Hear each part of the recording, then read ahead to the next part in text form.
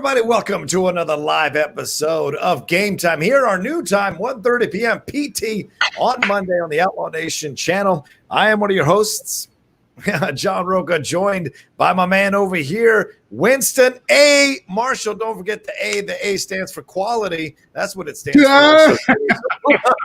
Now I'm concerned that Rocha's illiterate, but that's totally fine. What's good, everybody? Glad to be here. Jake can't join us today. He is traveling at the time. He's got some business going on, so He will not be here today. He will be on Blurts tomorrow, but it doesn't mean we can't hit you with this good sports goodness. Yeah, we got a lot going on. We're going to cover NFL Week 3.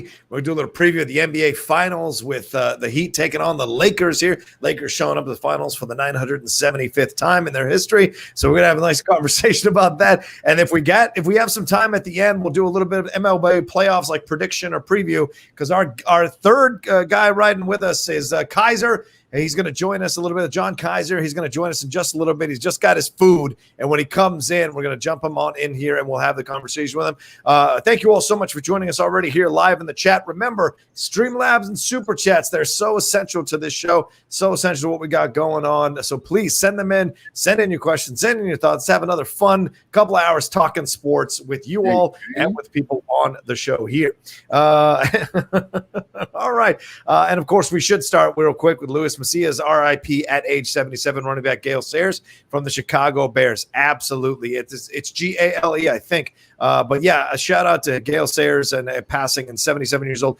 Great TV movie based on his life called Brian's Song that was done with James Caan and Billy D. Williams. I think Billy D. Williams playing Gayle Sayers. So if you haven't seen that TV movie from the 70s, do yourself a favor, watch it. It's actually a damn good movie. But RIP to Gayle Sayers, one a fantastic running back for the Chicago Bears, one fantastic running back in the history of the NFL. You know, Winston, we can't forget the old timers that built the foundation of why we even get to talk about the NFL nowadays, and he's certainly one of them.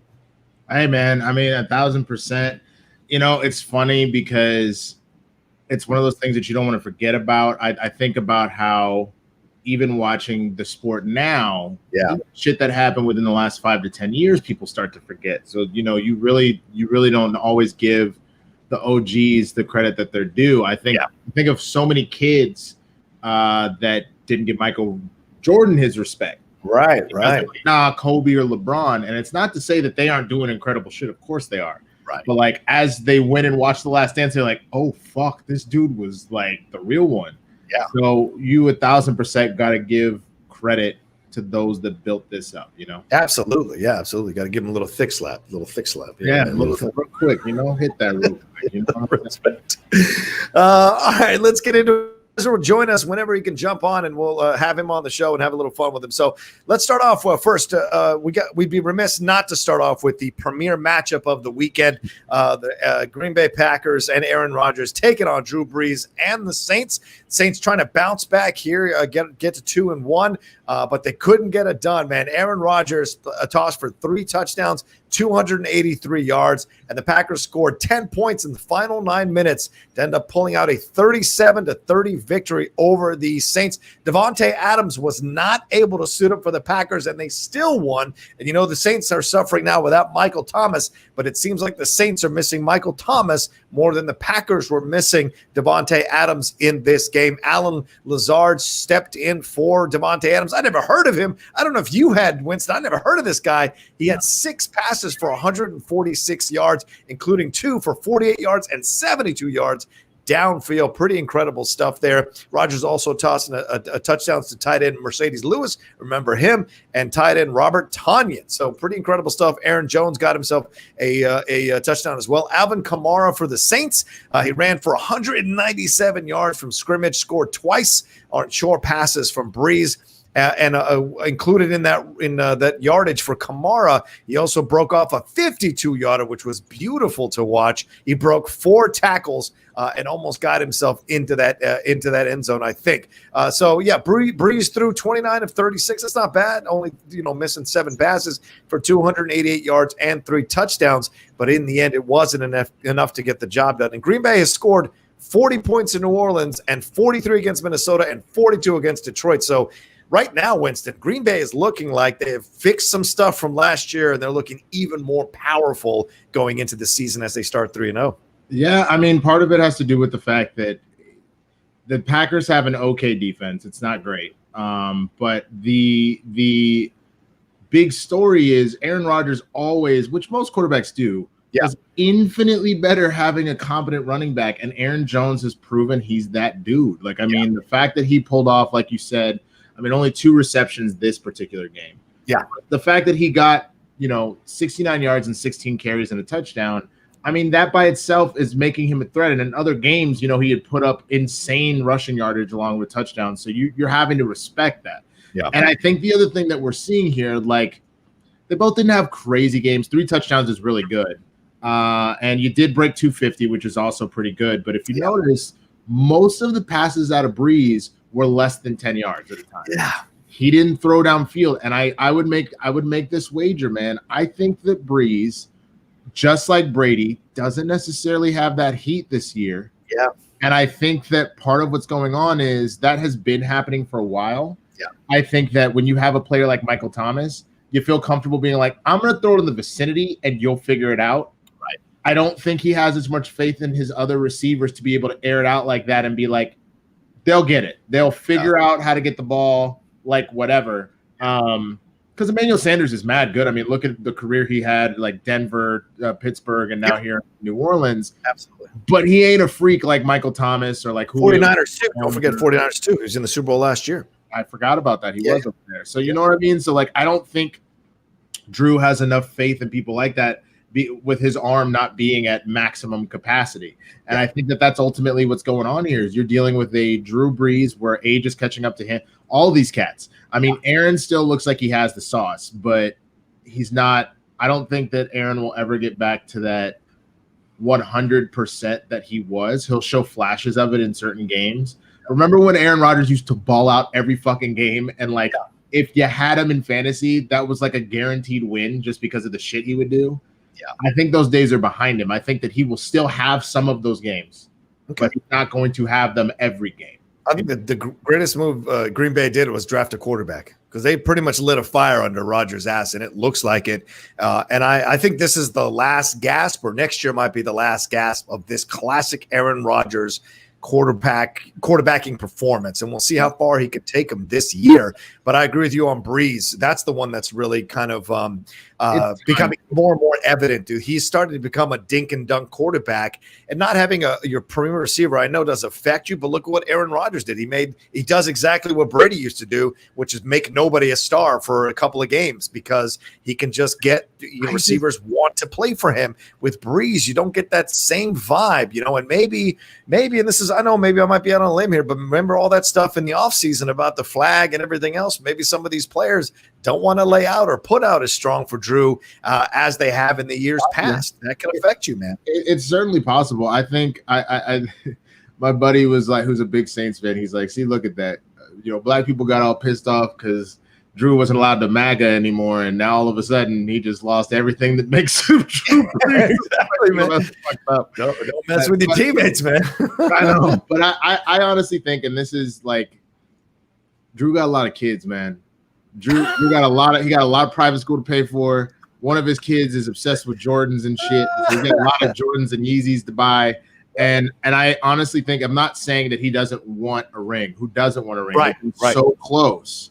But this feels like, let me ride out till I can't ride out no more. Yeah. But we're already kind of there. So if anything, you're sort of holding the team hostage. Yeah. Like, I feel bad for Taysom Hill, which they haven't made up their mind if he really is going to be a quarterback for them at one point. If he is going to be a receiver, they put him in this weird flex position, which I don't necessarily think is a great thing. I'm very curious as to what he looks like as just a straight quarterback, or just put him at receiver. That then, if a situation comes up like Edelman, they ran a number of plays with Edelman in New England because he came out of college as a quarterback. Keep him ready. So if you need him as an emergency, or if you want to run a ridiculous play, dope. But don't stop using him as this Swiss Army knife, because you're going to get him hurt and you're going to potentially take away some of his mechanics. You know what I'm saying? Absolutely. So Well, let's bring on someone who's got some things to say here. Hopefully, won't hold the show hostage. He's the manager of the dungeon. You know him also as part of the Gucci verse, but he's also a man who's never short of opinions and never short of knowledge when it comes to sports now. And he is making his debut here on the Game Time Show, and that is my man over here, John Kaiser. How are you, Kaiser? Whoa. What's up? Whoa! Let me get adjusted here. That's the cleanest looking Kaiser I've ever seen. What the fuck? Well, you're one to talk. You look like you're 14 years old. You go to Sesame Street? Look, bro. Your next role? Do you not understand when they say that shit when they're out here talking about, black don't crack? Like, when they ask, they normally tell you, what can you play? Can you play like 18 to 25? Can you play like 40 to 60? I'm like, bro, I can play 15 to 70. Fuck y'all. It's the truth. It's the truth. I love it. And you probably will be able to play 15 to 70 till you're 70. So Probably, I like your chances. Well, guys, we're just talking about. Come on in. For Winston, John, one thing. Yeah. I'm surprised he even has to go out for roles anymore because he pretty much owns the internet now. He's on every single show. I'd be shocked if he don't get picked up on The View or something later this year. I would kill to be on The View. That shit would be my shit, bro. Like, are you like for really out here just talking to David, just chopping it up and shit? Yep. Telling Megan McCain she sounds ridiculous. Like, I would fucking love that shit. Maybe I should be your manager. Come on, baby. Come on. Manage the manager. I like that idea. Well, welcome to the show. What are you talking about there, John? Yeah, I'm just going to let you in. Welcome to the show, brother man. We're talking right now Packers Saints' first game of the show here. We're talking about the viability of Aaron Rodgers and how he looks reborn with Matt LaFleur's system in his second year, and also how Drew Brees doesn't look reborn at all. He started turning into a little bit of the Trent Dilfer 5-10 yarder thrower. What's your feeling after watching this game? Well, if my sister's watching right now, she'll crucify me after this statement because she's a diehard Saints fan. But I think it's time for Drew to pack it up and head to the riding lawnmower. Take a page out of Brett Favre's book. Hit the gym, mow your lawn. You had a great run. You're one of the greatest of all time. Yeah. But I'm sure you mentioned that Michael Thomas doesn't help things. Right. He does have plenty of serviceable players on that team. Yeah. Kamara shows he'll just put the damn game on his own shoulders, and no one even needs to show up. Beast. So I'm happy to see. I hope Aaron Rodgers goes out on top. I'm a 49er fan and a Bills fan. That said, I'm a fan of individual players, and Rodgers is one of those guys who's always had moxie. I love to watch him play the game. This is going to break my heart to say because I hate the Cowboys, but I love Amari Cooper more than anything. I hate the Raiders, too. I'm like, can this guy go to a team that I like? But no disrespect, Marshall. No disrespect, Mr. Marshall. I did start Gallup and Amari in my fantasy league because I got it like that. That's that. But you know what's funny? It wasn't even them. It wasn't even them. It was Wilson, bro. I drafted both of them because I'm like, that's on any given great. week, Dak's going to hit one of them. No, you're exactly right. This week, though, it was Wilson. I mean, we'll get to that, bro. Yeah, I feel like he was like, hey, cuz, you ain't going to be the only one fucking scoring shit today. And blew up out of nowhere, this kid, bro. Well, we'll save Dallas talk, John, because I'm sure he could go 45 minutes on that. Yeah. It's going to be our next game. So just wanted to get your thoughts on this. And I agree with you, Kaiser. I think the Saints may look back on letting Teddy Bridgewater go as a mistake. He's not doing so well in Carolina, but he certainly was set up to do well after going 5-0 last year, replacing Breeze to step into Breeze's position and the team not miss a beat. So I think they've made a massive mistake here. And Taysom Hill doesn't strike me as the kind to take over either. I don't know, man. I only from the standpoint that I think that Jameis Winston has the sauce. I think you put him in a shitty ass situation. Jameis is going to come in? If they need to. If they get to the point where Drew falls off or he gets hurt, I mean, there's a reason they signed Jameis. Jameis has the sauce. He was in a shitty situation. He had a bad O-line. And now you're giving him weapons like Kamara and Thomas. Like, I mean, Mike Evans is good. But, like, again, you had no line to keep him upright. So, of course, he's going to be like, fuck it, and then just dunk to somebody. So if you give him a legitimate team to keep him steady, I think that he could do some stuff, man. I wouldn't write Jameis off yet. Get him in the right system. I think that kid may have something to prove. Yeah. We'll find out.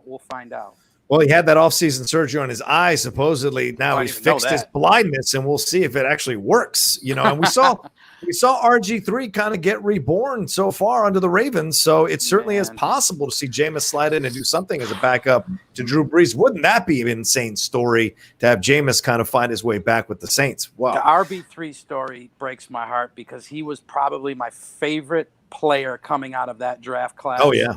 And I was like, God, I can't wait to watch this kid do something special. And he's a fucking cool. Can we curse? Yeah, of course. He's a cool dude. He's a cool dude. I did meet him once.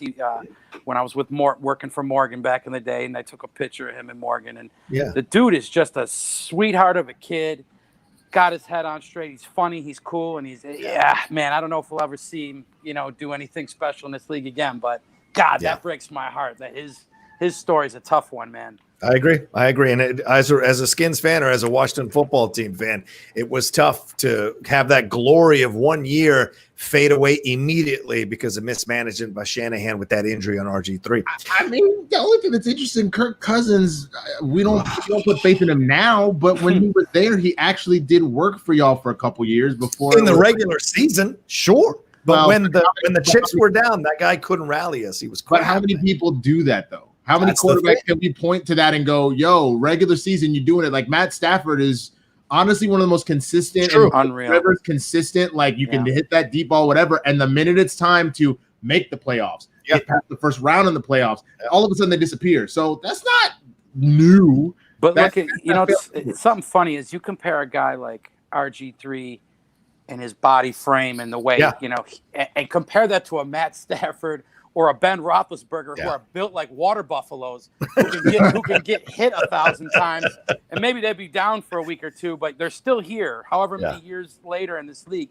And I don't think RG3's game and his frame and his build, sadly enough, is built to endure. We'll see what guys like Lamar do. We'll see what guys like Kyler do. Because, I mean, I can't wait for this game tonight. I'm a huge Lamar Jackson fan. I want to see it. I can't hate on Mahomes, the kids, but I'm pulling for Lamar tonight.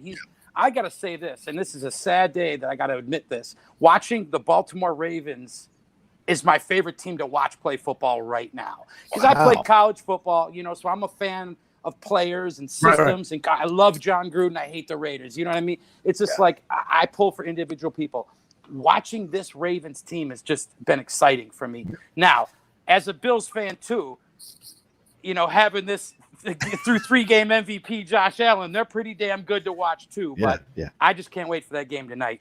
Absolutely. Let's get into some super chats. We'll jump into our next game. Samir Tesfaye says, "Oh, she is Kaiser." That's right. Giving some love here. And we got one more over here rolling through from Connor Pearson Ward. It says, "I honestly believe that if the Saints lose another game, they need to start Jameis Winston." Yeah, maybe. I mean, just to see. He's not a rookie coming off the bench. He's a seasoned quarterback who's been a starter for a number of years. Last year broke the record in touchdowns and broke the record of interceptions as well. So he's a guy who can throw that ball for sure. And maybe things have been fixed with his eyes. I don't know. I mean, I told you I believe in Jameis. I actually think that he can come in and do some work. I just think that you brought Brees in. I don't think you do this unless you get to like week 6 and you're still dealing with these struggles. Yeah, I think you let it ride out. I think what they're really seeing and they're missing. I mean, again, Kamara stepped up and like these other receivers stepped up, but you need Michael Thomas. I agree. Because now all of a sudden you are forcing defenses to throw 2 dudes on him, and that gives more opportunities for other stuff. Let alone if Drew is like, now's the time. You can just go throw it to Thomas up like deep, and Thomas, like I said. If Drew's accuracy or power isn't maybe where it normally is, if Drew needs to throw a wild ball up there, Thomas will go get it. Yeah, you know what I'm saying? So he's blessed to have way too many weapons. You got the kid that used to be the running back in Minnesota's over there. I can't think of his name. Latavius Murray. Latavius is a damn good football player. Yep. Traquan's a great football player. Emmanuel Sanders has done nothing but great anywhere. For Drew's sake, it's not like he don't have weapons out there. Yeah. I mean, if Rodgers can make some guy named Alan Lazard a star for a day, he certainly could have. Brees could have done that for Emmanuel Sanders. That kid was selling foam cheese heads in aisle 13 last year, and now he's an ESPN hero. That's right, he is. Wow. Two Streamlabs here. Andrew Burnett said, here's some money just for the Packer talk and for having Kaiser on the show. Respect. Gregory Jensen donated, said, Rocha and Winston are killing it today. Love to see Kaiser on the show. Rodgers was a bad man on Sunday Night Football. I would love to see Rodgers finally beat the 49ers in the playoffs, which he hasn't done yet in his career, and win that second chip. Yeah, I hadn't even thought about that. He's never beaten the 49ers. That's right. But he's what's their Jeff Snyder, I guess. I've never wait, never beat them ever, or just in the playoffs? Just in the playoffs. They've met a number of times. I mean, at the way that the 49ers are playing, the 49ers, they probably ain't even going to make the playoffs. So it's a broken team, cousin. It's a broken team. That's what I'm saying. And it's one of those things that, and we're about to get into Dallas right now. Dallas is actually probably one of the most, for another year, probably one of the most, if not the most stacked team in the league. And yet, there's always something. And this year, it's injuries. Everybody broke than a motherfucker. Yeah, I mean, they fall left and right last week. Yeah. It's almost like your team, the Cowboys, and the Seahawks are the same team, and it was may the best man win, because they're both built on offense. Neither of those teams can stop running water right now. So if you can hang 5 touchdowns, I mean, Russell Wilson has proven that he is clearly the best player in this sport today. I think he was last year. I don't, Super Bowl or not. If you said today, Kaiser, you're going to go build a team for one season, who's your first pick? I'm Russ Wilson. Like, of course. I mean, the three of us could go out there and play tight end, receiver, and nose guard, and center, and still he'd probably make it to the playoffs. So he's just a special kid, man. And I have to hate on Seattle because I am a 49er fan. But again, how do you not like watching that guy play football? He's magic. And with those look at Winston. I don't know what's going on. Tyler Lockett's that one touchdown he had, you could have walked a marching band between where he was and the defender was. Like, that's just not fundamentally sound defense at all. I mean, are we? Is this it? Yeah, let's get it. I want to do a little foundation, and we'll go into it. Russell Wilson He threw for 5 touchdowns here in this game against the Cowboys. DK Metcalf was fantastic even after his blunder. Wilson threw 5 touchdown passes, which sets a record for the most scoring passes in the first 3 games of a season with 14. Mahomes had 13 last year, but Russell Wilson eclipsed him with doing that, threw for 315 yards. But not to be outdone, Dak Prescott dragged his Cowboys back into this game, 37 of 57 for 472 yards and 3 touchdowns himself. 2 interceptions, and one of those is right at the end. You can't really fault him too much for that. But it's Ezekiel Elliott who really disappeared in this game, only rushing for 34 yards on 14 carries. Well, you throw for 400, you don't need the guy. That's true. Well, you got to when you fall down in terms of the score. You got to start throwing, man. But, yeah, this was a fantastic back-and-forth game. I think the Cowboys are a goddamn good team. You're just snake bit by this defense right now, but Dak is doing all he can to get this team into position to win games. Well, and what's super interesting about this, and I already see people in the chat hating on the fucking Cowboys and everything, but let's get a couple things straight. First of all, when toe-to-toe and had to lead on them multiple times. That's the first thing. Where I give credit, and this is what typically will happen anyway, because we've handled Seattle in the playoffs and other places before. So whether we win or lose, I was expecting it to go one way or the other. For Dak Prescott to match wits with Russell Wilson this whole game. That's big. To have out-yarded him. I know Russell had 5 TDs on the day. They needed a touchdown to tie the game. Prescott was a play or 2 away from that because based on how time was. And, like, real talk, that last interception, like you said, I mean, sure, he threw it. It is what it is.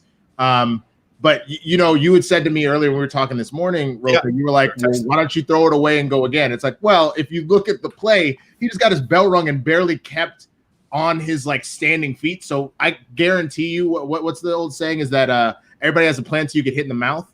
Yeah. I think that was the thing. He got hit in the mouth and he's like, fuck, I don't know how much time I got to get this ball. And he just sees all his receivers in one area and fucking throws it. I would guarantee you most players scared now because you almost got touched.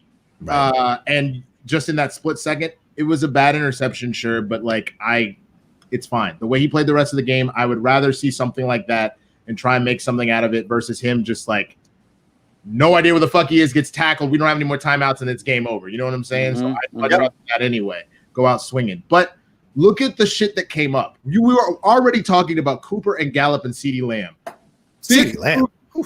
But it wasn't even CD. It was this dude Wilson, Cedric Wilson, fucking nowhere. He was doing my taxes last year, Cedric Wilson. Didn't he used to play for the Bears? I feel like probably. I'm not I even think sure. he played for the Bears. This motherfucker, 5 receptions, 107 yards, and 2 titties. Like that's insane. How many did Gallup had? He had about $160. Gallup had 6 receptions, 138, and a touchdown. Like Gallup did too. His big thing was he had a 52-yard long. Yeah. That's Let me tell you, when I saw the point spread in that game, which I think was at 55 or something, I'm like, oh, I'm starting both Amari and Gallup. And I know in fantasy football, it's not always wise to do things like that. Right. But I was like, these guys are going to throw on each other till the last man has an arm on, till someone's arm falls off. Like, so I said, I'm going to go for it. I mean, you saw how Gallup finished last season. Now, obviously, Amari was hurt, but damn, Amari's been on point every game this season. So. Right. I mean, if Seattle's the best team in the NFC, then I think it's an argument for Dallas or Green Bay right now, who's 2 and 2A. But it's like, bro, look at what Dallas has done this season. You can make the argument that they lost the Rams game to a very bad call. I'll say that all day. Sure. It is a loss, but let's say because they did outplay the Rams, obviously they didn't enough to win the game, but they outplayed the Rams most of that game. So let's pretend that was a symbolic victory at most. You can't. I know the Falcons are a collapse artist. Yeah, I never won a symbolic football game. I don't know what you're. I know. Just hear me out. Coming with this voodoo talk. Hear me out for get you paid. Yeah. Hear me out for half a second because I know the Falcons are collapse artists. They've proven it out 3 weeks in a row. Which how that coach still has a job is beyond me. Wait till the end of the season. A week. I don't think he will. But go ahead. You want to talk about failing upwards though? He's had seasons to do this shit, and I have no idea what the fuck was going on. True. But they made that massive comeback against the Falcons. They made this massive comebacks against Seattle. It's just that, again, Russell Wilson is the most MVP caliber player that doesn't have an MVP, is a Super Bowl champ. He's been there fucking twice. He's never won an MVP, Russell Wilson? That's what he has 0 MVP votes, I didn't know which that. is fucking stupid. And so, like, what I'm saying by that, because I'm not trying to, people are already like, you don't get a symbolic victory, you don't get participation trophies. Right. I get that, but I'm talking about what this team is capable of.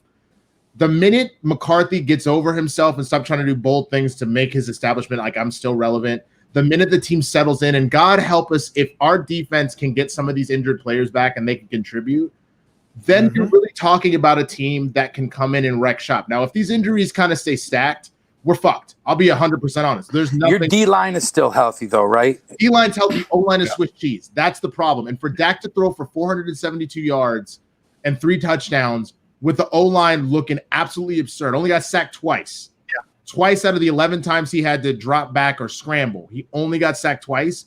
I'm trying to tell you, this kid is stepping his game up. He's not at Russell Wilson level yet. He's not at Patrick Mahomes or Lamar Jackson, but he's working his way into the conversation.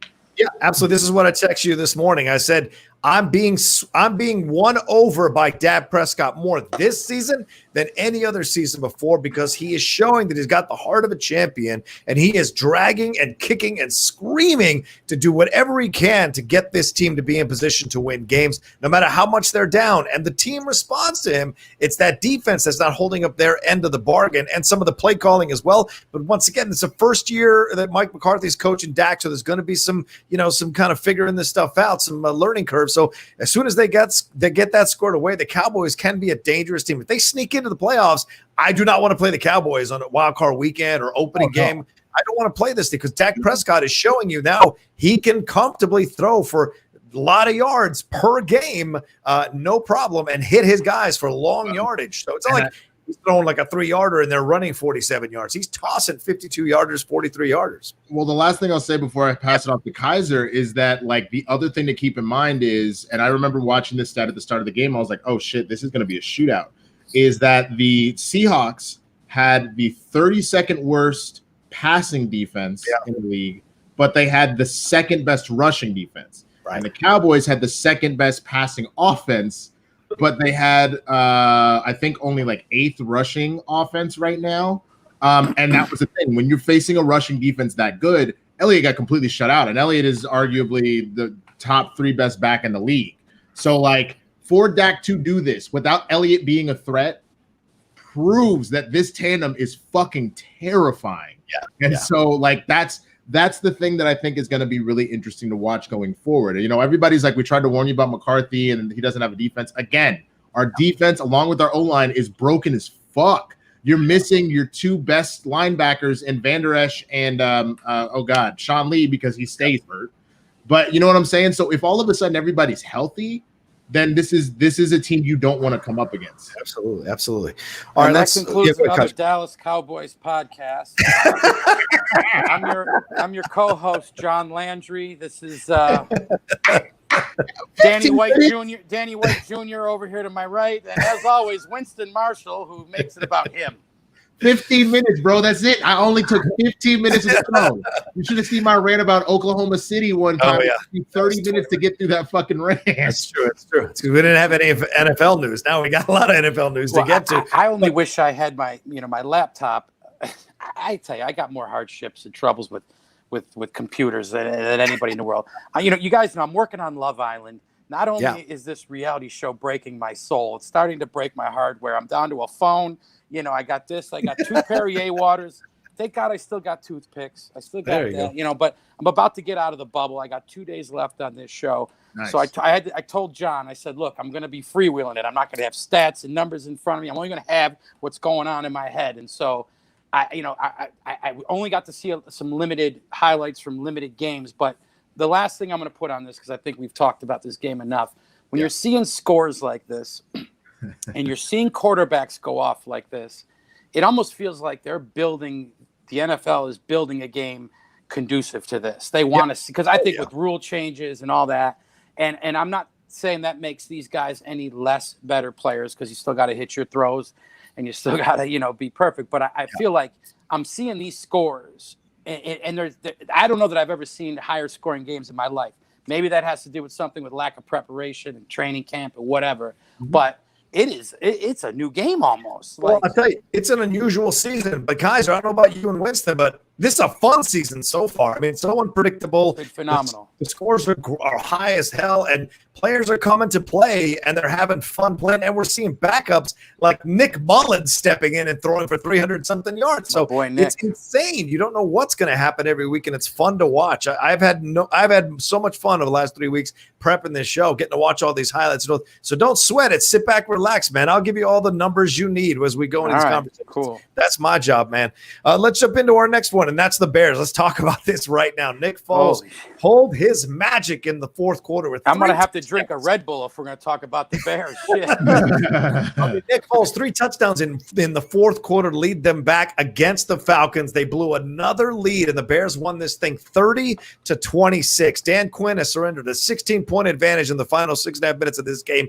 He got as Nick Foles threw those touchdowns. But also, I mean, this is the Dan Quinn who blew it last week against the Cowboys, blew it against the Patriots. This is starting to become a thing that everyone is talking about. You guys know, in the sports world, once they start hanging a tag on you, it is really hard to take that tag off. It becomes an albatross around your neck, and it certainly seems that way for Dan Quinn. And look, the Falcons came out roaring and ready, and they were giving it to the Bears, who were 2-0 coming into this game, and kind of a weak 2-0 as they were one rookie running back catch from losing that game against the Lions themselves. So this whole thing about the Bears not showing up, and then Foles comes in. Trubisky is kind of inconsistent. He has that 45-yard run that was pretty incredible, but he's overthrowing people. He's throwing interceptions in the red zone. And then Matt Nagy's seen enough, put Foles in, and he leads them all the way back in the end. So you want to be mad at Dan Quinn, that's cool, but I think you also need to be mad at the defensive coordinator. You need to be mad at the defense of the Falcons, but you can't blame Matt Ryan. Matt Ryan is doing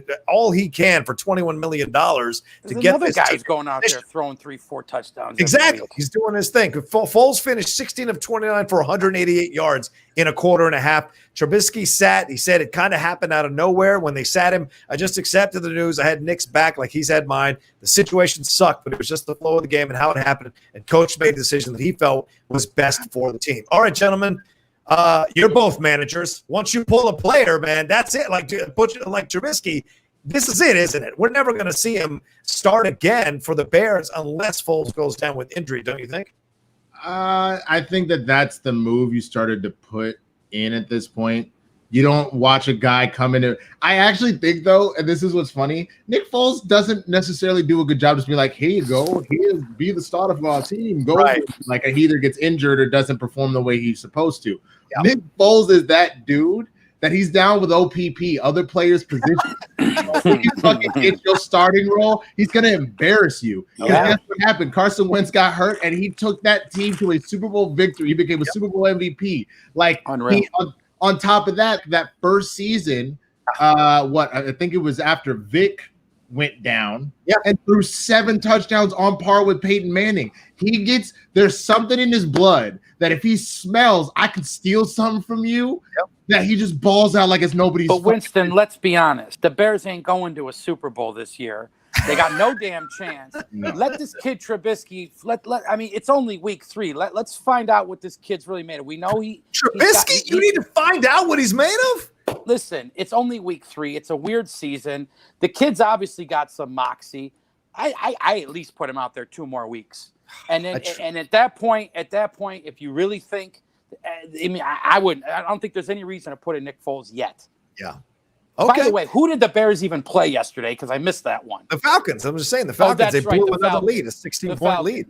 Yeah, right. Thank God. Now I know why. Now I know why I didn't get to check in on that game, because if I want to feel like shit, I'll put on a Saw movie or Rosemary's Baby or something. I'll watch a horror movie. So I don't need to be depressed, but yeah, I didn't. That's right. I didn't get to see too much of what happened there. I tried when I got home from work. I checked in, but let's talk about what's really important here. Okay. There's a new sheriff in town, and his name is Calvin Ridley. And this man is saying, "Look what I can do." Has he not been fun to watch this season? Good Lord. Could you imagine he finds the end having Calvin Ridley and Julio Jones? I mean, John, you could go out there and throw 2 touchdown passes. Listen, absolutely. Those 2 guys, the way they play, Calvin Ridley will get in the end zone. Julio Jones will get me down there. That's been incredible. Julio didn't play this game, right? No, didn't play in this game. No, Julio was out. 2 games. But you look at both of these guys, they can get the job done. That's what the problem is here for Atlanta. You're looking at all the talent on both sides of the ball, and you're like, what the hell is going on here? And Dan Quinn's got to be the one you go back to and get rid of him. Yeah, I'm with you on that. That team can't close. Yeah. No, I mean, and that to me is the big thing. I know you were saying you maybe look at the defender, but the defensive coordinator. But like, real talk, here's the problem: all of these games have had collapses, and in a number of ways. Yes, the defense, obviously, because you let teams come back, but the special teams, like, you know, I know that's the special teams coach, but again, Quinn is in charge of this. Everybody, he is the head coach. Meaning, if the special teams and the special teams coach fucks up, he needs to cuss them out. If the defense fucks up, he needs to cuss them out. So, like, at what point, like, this is the point where the buck kind of stops you. I know it's dangerous to fire a coach if you still think you maybe have the sauce after week 3, because you're running the gambit of now everything's in fucking disarray and you're almost throwing the season out.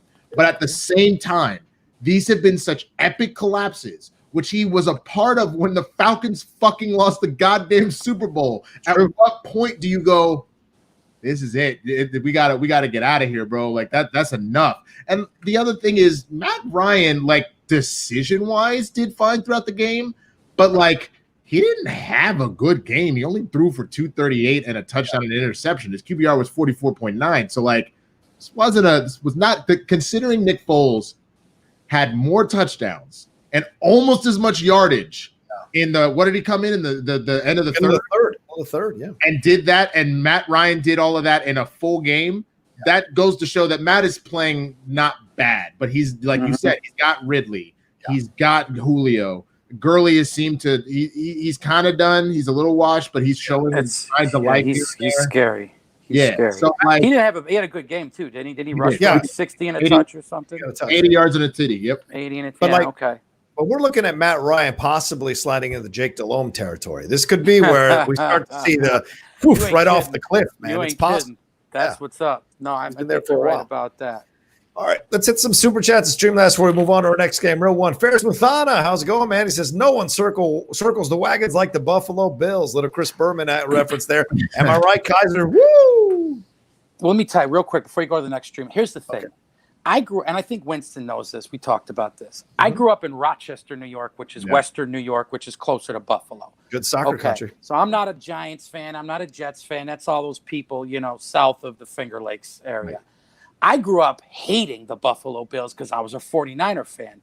Then I moved to Buffalo for 5 years, and that's where I learned to pull for these miserable bastards because they weren't good. But I was actually going in the parking lot. I wasn't backflipping off of plastic tables into fire pits and throwing kegs through people's car windows like the fans are lunatics. But I was part of that experience. I was adopted by the Bills Mafia. So now, yes, I am a 49er fan, but I pull for the Bills. I love them, and it's been a fun season. So I didn't even know Ferris was a Bills fan. He's not. He's a Giants fan. Is that real? Yeah, he's a Giants fan. He's been on the street. When we first started doing Game Time, he used to come on, and when I bring people in live, and he'd talk about his Giants. But shout out to Del Reed, who's out there on Twitter. He's a big Bills Mafia guy. So shout out to him. We follow each other on Twitter. He's always checking in with me about the Bills. Joshua Singleton, great show. My Ravens tonight.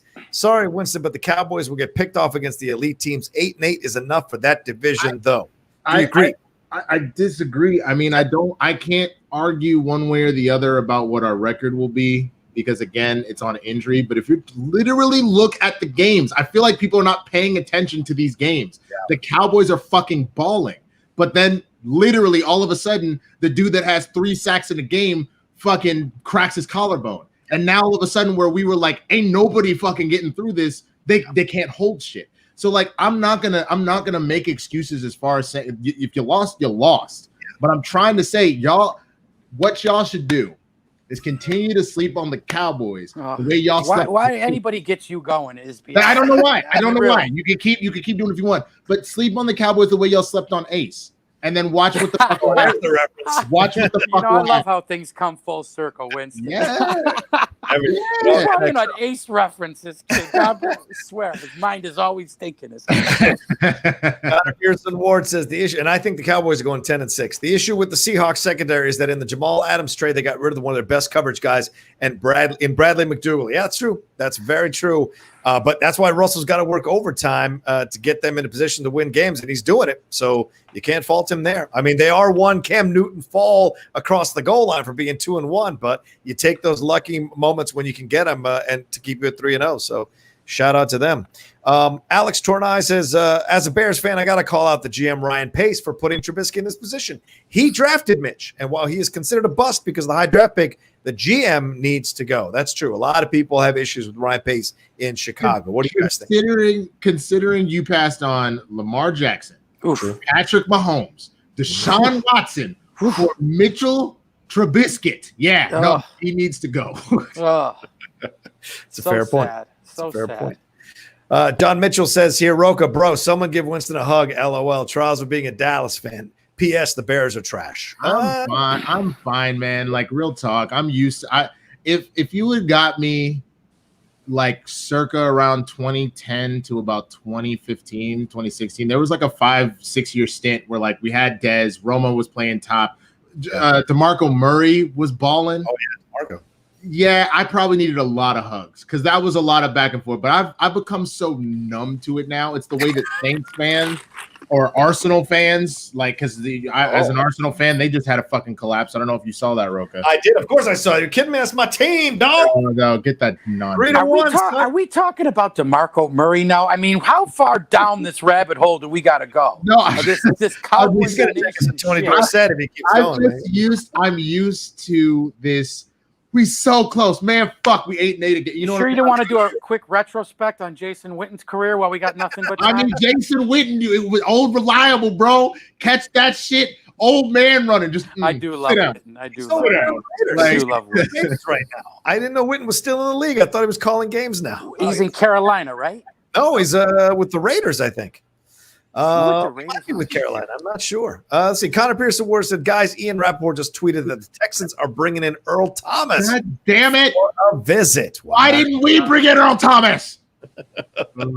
Now you can give hugs. They're going to need to bring in more than Earl Thomas to do anything this season. That team's going to need to bring in the National Guard if they want to play football.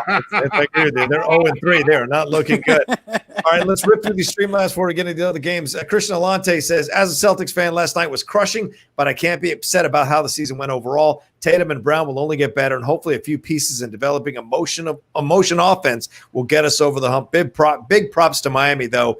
Beat L.A. Yeah, true. Good game last night. Celtics looked like they might have had it there late in the fourth quarter, but then Miami kind of clamped down and came back and won that game. We'll talk about it a little bit later in the show for sure, Christian. Thank you for that.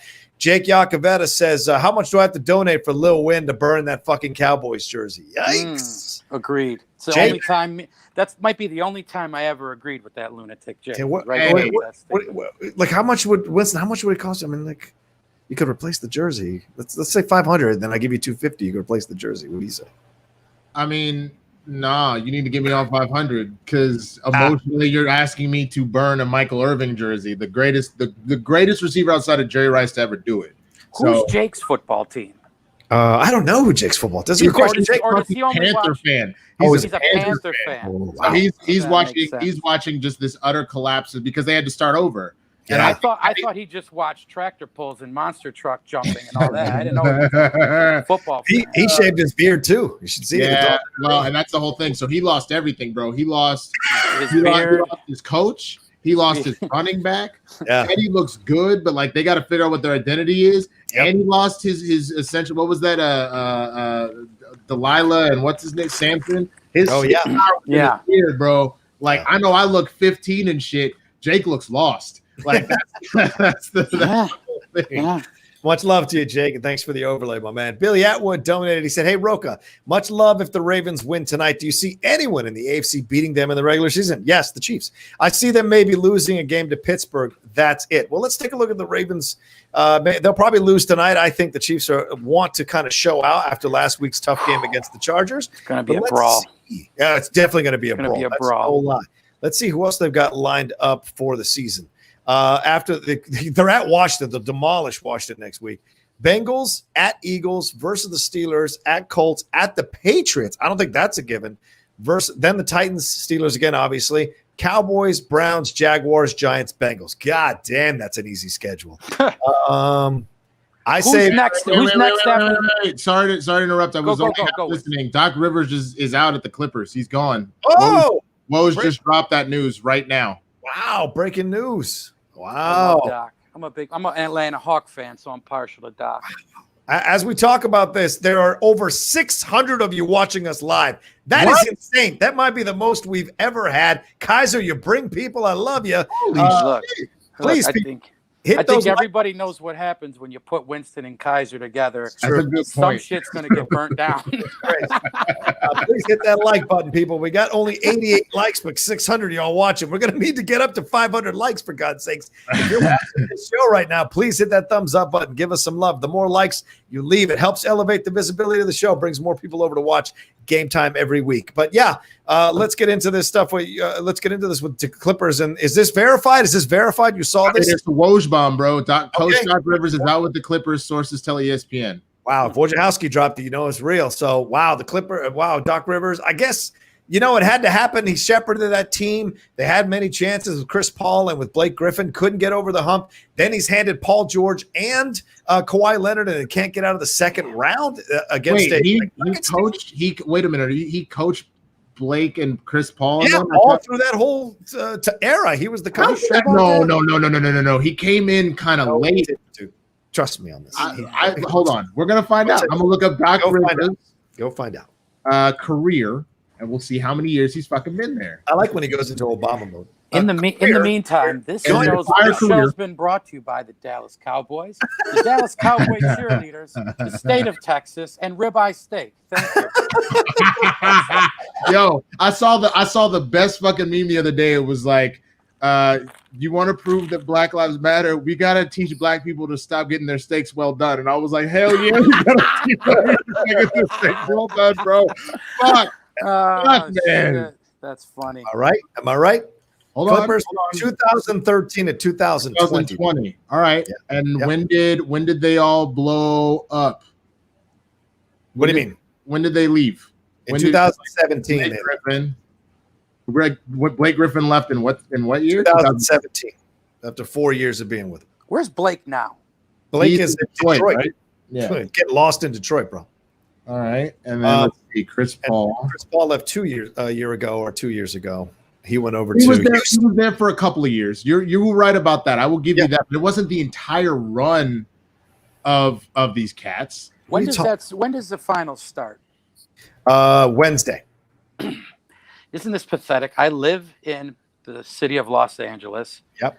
I love LeBron James, but I'm pulling for Miami because I'm an asshole. Well, they're underdogs, man. I love the moxie of that team. And I'm telling you, that Denver Nuggets team, I got to go out and get a Murray jersey tomorrow. Like, I just loved that's the kind of, again, Atlanta Hawks fan. I don't got much to pull for these days, but just watching that kid Murray play, I'm like, he looked like one of the Avengers out there. He was doing shit that wasn't even human. Like, again, and I know something about this Miami team. I got to pull for him.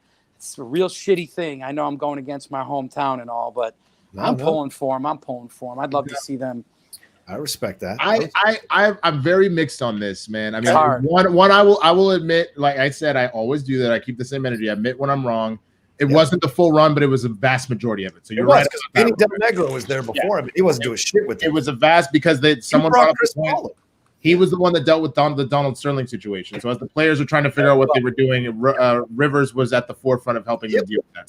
So I will admit when I'm wrong in that regard. Yep. I'm not gonna lie. I'm very excited about this finals. I honestly don't know what to do. I hate the amount of hate that people give LeBron James. Yeah. I would love to see him do it. So I would love to see Anthony Davis get a ring. Yeah. I think that would be dope. But one, I'm a Laker hater in the sense that this city drives me crazy with how much they ride the Lakers' dicks. They got to, though. What else do they got? And I know that. And I 1,000% know that. So there's that. But I've been here long enough that I still kind of like, when it happens, I'm like kind of like, cool, you know what it is. So it's like a 50-50 split on that. I hate Rajon Rondo, so I don't want him to get a ring. So I feel that way. But I hate the Miami Heat. The only time I hated LeBron is when he was down there. And so because they stole a ring from Dallas the first time. I was at that game 6. Fucking Dwayne Wade had more free throw attempts than our entire team. How are you mad at Dwayne Wade? He saw what was happening. He took advantage of his situation. It was a Tom Brady ref situation where we were like, oh, someone sneezed on you. Here's a free throw. So like I hate them for that. I hated when LeBron and Dwayne Wade wanted to be pieces of shit and be like, I have a cold. Oh no, I can't play. And then fucking Dirk put 40 on their asses. Wow. So I was happy for that, but that pissed me off to no end. So just in general, I don't like that team. Yeah. But there are two things I do like about the Miami Heat. I love them fucking Miami Vice fucking jerseys. Them shits is cold. Those are nice jerseys. And I love Jimmy Buckets. My nigga don't play no motherfucking games. Y'all soft as shit. I played y'all 5-on-1 and beat your ass. And then said, I'm out this hoe. And then so after that, you're pulling for Miami? I mean, I don't know. You just got really, really excited right there, pal. Bro, I want Jimmy Buckets to fucking get a ring because like this motherfucker's a killer. He's a killer. And this hero dude is fucking fired too. This kid is awesome. But then I also want to see Anthony Davis. I'm just going to honestly, I think I don't give a shit. I just want to see good basketball. Yeah, I think we're going to get great basketball. Happy either way. Can I just tell you how I perceive this Miami Heat team? To me, they're like the Warriors. They're just trying to get home. They got to go through every gang. They're outnumbered, outgunned, and they're just modest. They just want to go home. You know what I mean? And now you got to go against the nastiest man in the league and LeBron James. And I'll be honest with you. LA needs a win right now. The whole city's in shambles with COVID and we're getting smoked out of our own city. Hey, bro. LA needs a win, cuz I think that's why we don't need one because you know what the fuck's gonna happen. All these ignorant fucks will be like, "Yeah, Lakers, baby," and everybody's gonna be out in the streets with no mask on, acting a goddamn fool. Right. It's gonna be I'm moving to San Diego, motherfucker. I can't even. There's no more. And that said, Florida's already open, so no one's wearing a fucking mask. Well, right. So you might as well just. You know what? I have made my decision who I'm pulling for. I'm pulling for the Lakers for this reason and this reason only. Okay. Do it for fucking Kobe, bro. That was the story at the start of the year. Now you're pulling on my heart. Do it for fucking Kobe. That wearing the Kobe jerseys too. All right, I guess I got to switch. We're doing it for Kobe. I can't go against. That energy. Which is funny because the most Kobe dude on the court is gonna be Jimmy Buckets. Yeah, you know what I'm saying? He's gonna be the most assassin out there. That's why I'm going Damn. for Miami, man. I love Jimmy Buckets. I love the fact that he said, "Fuck you, Chicago. I'm going here." And he saw these two clowns in Minnesota. Was like, "Fuck Minnesota. I'm going to Philadelphia. Maybe they know how to win." Then he saw these children, and these fucking kids can't even put on their diapers right. Rolls to Miami, and he goes, "Oh shit, this is a championship." Pat Riley, Eric Spoelstra. These are men who understand how to win titles, and that's what I want to do. And RB3 brought it up on SEN Live today. He said, they asked Jimmy Butler in an interview why his family wasn't down here in the bubble, and he said, because this is a business trip. I'm handling business. And that's like, that is a motherfucking player, son. Don't count out the Heat against LeBron and against Anthony Davis. Jimmy's going to figure them out. They got championship medal with Iguodala. They got that young kid, Tyler Herro, tossing up the balls through his legs and getting him going to the basket. I mean, like they said, the closest person to ever come to MJ, maybe in accolades you go a little bit more towards LeBron, but the closest you've ever come to MJ was Kobe. The closest you've come to Kobe at this point is now Jimmy Butler. Again, the legend of a story of he played 1-on-5 against professional fucking players, 2 of which were all-stars, and embarrassed them in Minnesota. Bro, this guy is a fucking asset. That I promise you, if he wins this title, you're going to end up with, just like you had the Kobe Bryant song from Lil Wayne, you're going to get a Jimmy Butler song. I put money on that shit, bro. Zeno Howard says, bullshit, Jimmy and Embiid are tight. Yeah, me and Winston are tight, but I wouldn't trust him in the Schmoedown match to answer any questions, right? It doesn't matter. You got to know who can actually win titles. And I know I can't ride with Winston to win titles, but I can with Dan Murrell. You got to know who's champion. Maybe to answer the fucking question, but you clearly aren't very good at picking your coach, bitch. That's all I got to say. I didn't pick him. He drafted me. There's a difference. All right. Let's move on to some more NFL. Well, actually, one last thing on the Doc Rivers thing, because we got sidetracked on predicting the finals. But Doc Rivers, I'm going to tell you this. I think Doc Rivers has been riding that championship that he was essentially handed by Kevin McHale at Minnesota when he traded him Kevin Garnett to go along with Ray Allen and Paul Pierce. He's been riding that championship for quite some time. Before he got those guys, here's his record in Orlando. Lost in the first round, lost in the first round, lost in the first round, didn't make the playoffs, lost in the first round, didn't make the playoffs, didn't make the playoffs. Then won the title with the Celtics in his 4th year with the Celtics, then lost in the conference semis, lost in the finals, lost in conference semis, lost in conference semis, lost in the first round, lost in conference semis, lost in conference semis, lost in the first round, lost in the first round, missed the playoffs, lost in the first round, lost in the conference semis. At some point, you realize this guy ain't going to take you to the mountaintop anymore, and people have figured him out as a coach. He was handed that championship, and I don't think people need to talk about him as one of the greatest coaches ever. Certainly a good regular season coach and a decent playoff coach, but not a legendary coach, in my opinion. What he did, though, shepherding through the Darlin Sterling situation, absolutely deserves a lot of respect. He's a good human being, a good man. But as a coach, he's limited and always has been. He's now getting exposed, and the Clippers said goodbye to him, and there's a reason for that. They know they can't go to the mountaintop with this guy, and don't believe that Paul George and Kawhi Leonard didn't have some input in this. I mean, the thing that's kind of crazy about that, though, man, is like, you know how Issa Rae made famous, I'm rooting for everybody black? Yeah. Like, that was painful to listen to because I constantly talk about white men that fail upwards, and they turn in a bunch of shitty reports and yet somehow get promoted at the end of the year. You just gave me this straight white man failing upwards version in the form of a black dude who I like a lot. Shit. Yeah. That's I'm just gonna go hide.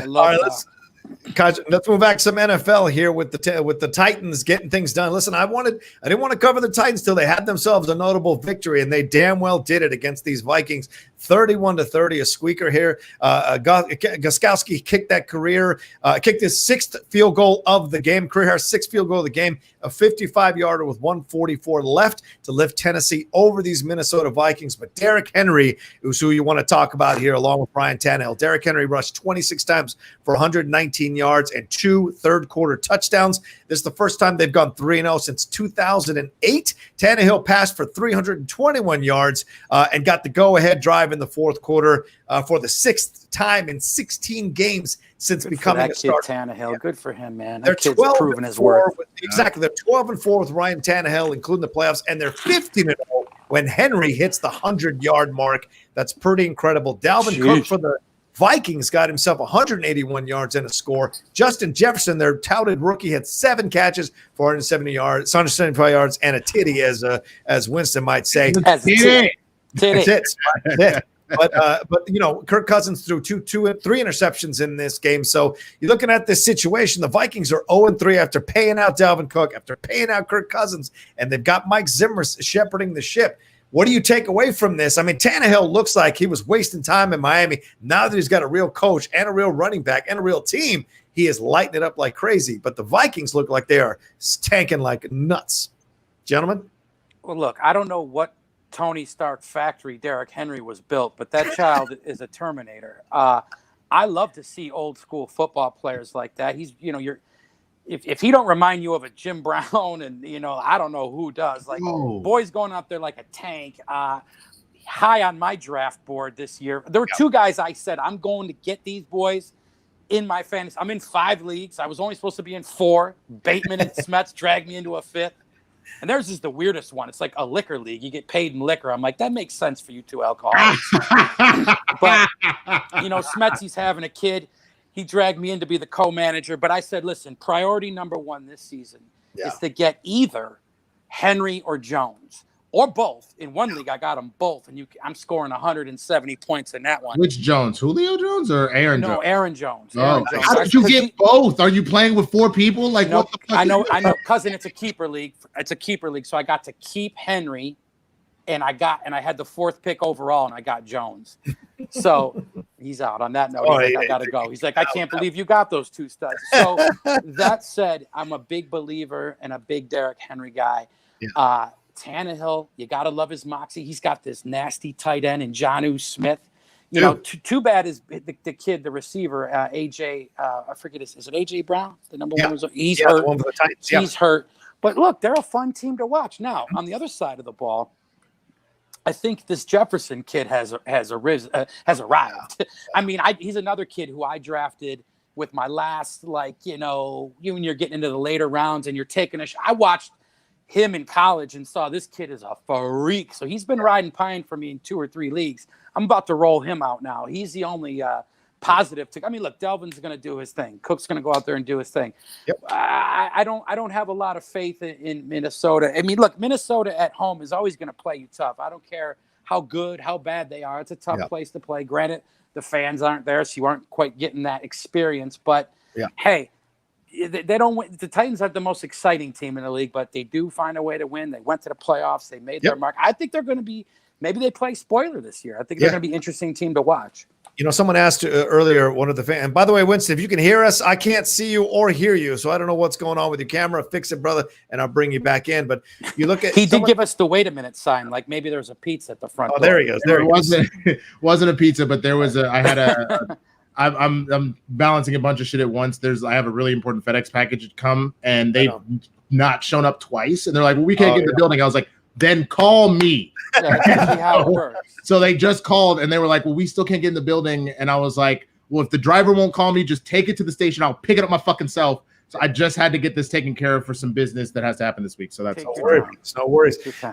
This is fascinating to watch on so many levels when you look at this team with the Titans. I think the Titans, remember they beat the crap out of the Patriots last year, and the Ravens. They went all the way to that to the finals of the conference. There had a shot. Pretty. They're like the bad news bears of the NFL. And they look even more improved. This is the first time they look like they've found their groove from last year, and yet they won the 2 games previous by not even hitting the top gear yet. So this is a team that's still kind of revving up here into the season, and that's to scare the shit out of everybody in the AFC. This team ready to go, man. Dude, the 3 most dangerous teams by far are the Titans, the Chiefs, and the Ravens. It's not that hasn't changed from last year. They are the 3 most dangerous teams. There's nobody in the NFC that has impressed me. Like, let me think about this. Hold on, let me go through. Packers. I know that they're on a roll, but like Aaron Jones is really the only one that impressed me. I mean, Aaron Rodgers has done work, but like not enough that I'm like calling him an MVP. Right, you know what I'm saying? Maybe Seattle, but you can't, like, with the way Russell is playing. But as a team, you can't allow that many fucking points Russell can't do that for you the whole goddamn season. So the only 3 teams that I'm like, fuck, are just Tennessee, Kansas City, and Baltimore. That's pretty much it. It is amazing to see what this Tannehill kid has done with his career. And that's just, this circles back to a point when we were talking about Jameis. Like, don't count these cats out. Like, these kids can ball a little bit. Give them a system. Give them something to believe in. Put some players around them. You know, you change that energy, magic happens. I mean, you know, a guy like Nick Foles doesn't go out and win a Super Bowl if he ain't in the right system in the right place and time. So that's the NFL. You just never know, man. Yeah. I mean, listen, this is an interesting situation. We look at this and we'll see how it goes along, but I just think the Titans are ready to go. Another team you mentioned in the AFC who might be scary, we don't know yet because the jury's kind of still out, is this new Patriots team with Cam Newton leading them. Remember, we say this every week, the Patriots lost like 8 to 10 players who willingly left the team because of the COVID situation, and they're still getting it done here in games. And as I said earlier, they're one Cam Newton all over the goal line from beating the Seahawks and being 3-0 themselves, but they took care of business against this Raiders team that shocked everybody and destroyed the Saints last week. Rex Burkhead scored 3 touchdowns. Rex Burkhead, for God's sakes. He's good for one of those or 2 of those a season. Yeah, there's one of them. Like, he got them all in one game, though. He had 2 rushing touchdowns and a receiving touchdown. And Bill Belichick joined George Halas and Don Shula as the only coaches in NFL history to reach 275 regular season victories when they beat the Raiders here. Sonny Michel also ran for took 9 balls for 117 yards. Cam Newton only threw for 162 yards, 17 of 28, and a touchdown interception. Derek Carr did his best, 24 of 32 for 261 yards and 2 touchdowns for Las Vegas for the Raiders, but he fumbled twice, and one of them led to a field goal and a late touchdown when he lost the ball in the end zone. It was recovered by Las Vegas. So, I mean, by the Patriots. So, I mean, it's a good victory for the Patriots. They certainly don't look like they've missed too much with Tom Brady not being there. Then again, I don't know if I think Cam Newton is the way to go. The way he rifles the ball, the way he celebrates first downs, like he just scored a touchdown, that's not really the Patriot way. So I'm not sure how much longer they can deal with this until they're winning, though. What are you going to say? The kid's That's what I was winning. going to say, bro. Yeah, like, who cares if he puts on a clown mask, which I think he probably has worn at one point in his career to a press conference. I mean, we got to say this guy's like ready to wear, taking the runway every time he gets on the mic. Hold on, but if he's winning, who cares? Right, okay.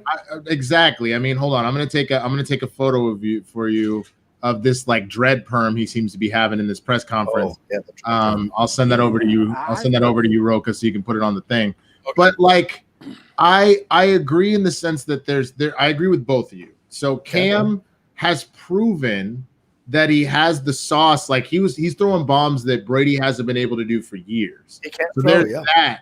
But you look at his 3 games, and he only broke 200 yards the one time against the Seahawks when he had to. You know what I'm saying? So, like, how many touchdowns has he got on the ground this year? I bet it's 3 or 4. Well, I'll tell you. So far, regular season, I'm gonna say 3. Where is his rushing shit? I think he had 2 in one game, if I remember correctly. Yes. Oh, here we go. Rushing. Here we go. He had 2 in Seattle and 2 against Miami. So 4. So I know that is a major part of it too. But I think there's 28 points a part of it, which is a big deal. I'm aware. I'm just saying though, but the big thing to look at though, and I think this is what you can't miss. Like one of the things that he really talked about in his presser is he goes, I lighten the mood in there. Let's be honest, man. There you go. That's important.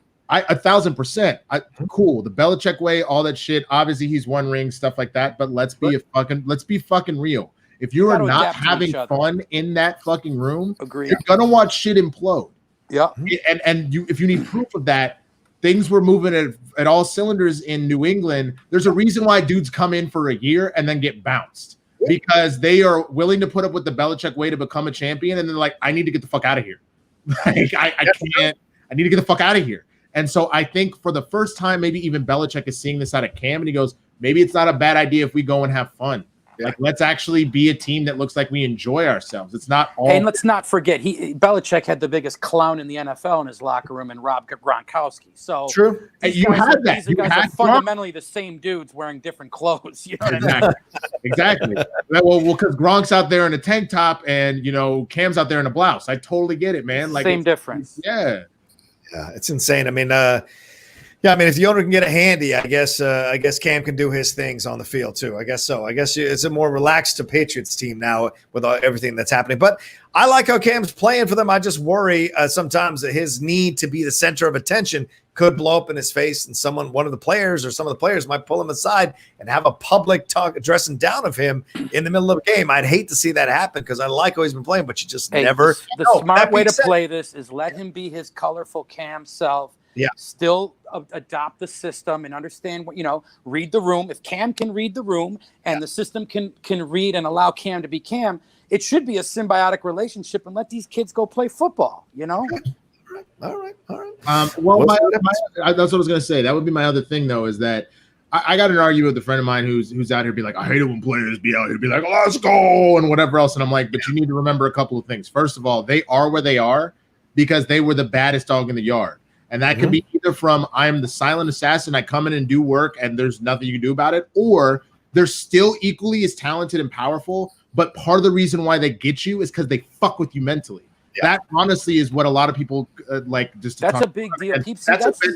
The mental aspect of this game for no one who's ever put on some shoulder pads and gone out there, it is fucking intimidating. And look, I played football my whole life, 3 years of college. I wouldn't say I was a successful football player in college, but I put on the pads. I went through double sessions. I hit the mental game you're talking about is a huge deal. And especially for me, going out on the collegiate level at 5'11", 250 pounds, going up against guys that are 6'2", 275 pounds. If you don't think I wasn't getting mental and running my mouth and holding and, my favorite story about college football was my very, very first play of the year. Starting center got hurt about 8 games in. I was a backup. I go in and I'm looking at this. I thought I was at a bullfight. I'm like, what am I going to do with this guy? Like, go out with a cape and a sword? And I'm looking at this snarling, nasty nose tackle who I know could bench press me 65 times after the game.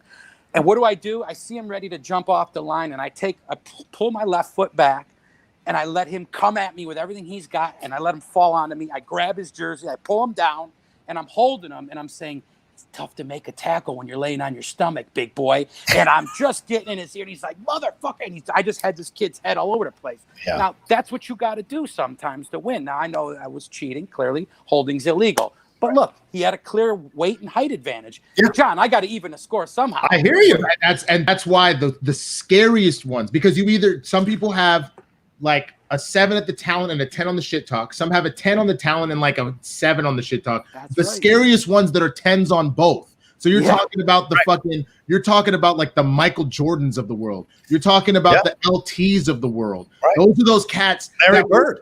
The Larry Bird that literally. How about Jonathan Lynch?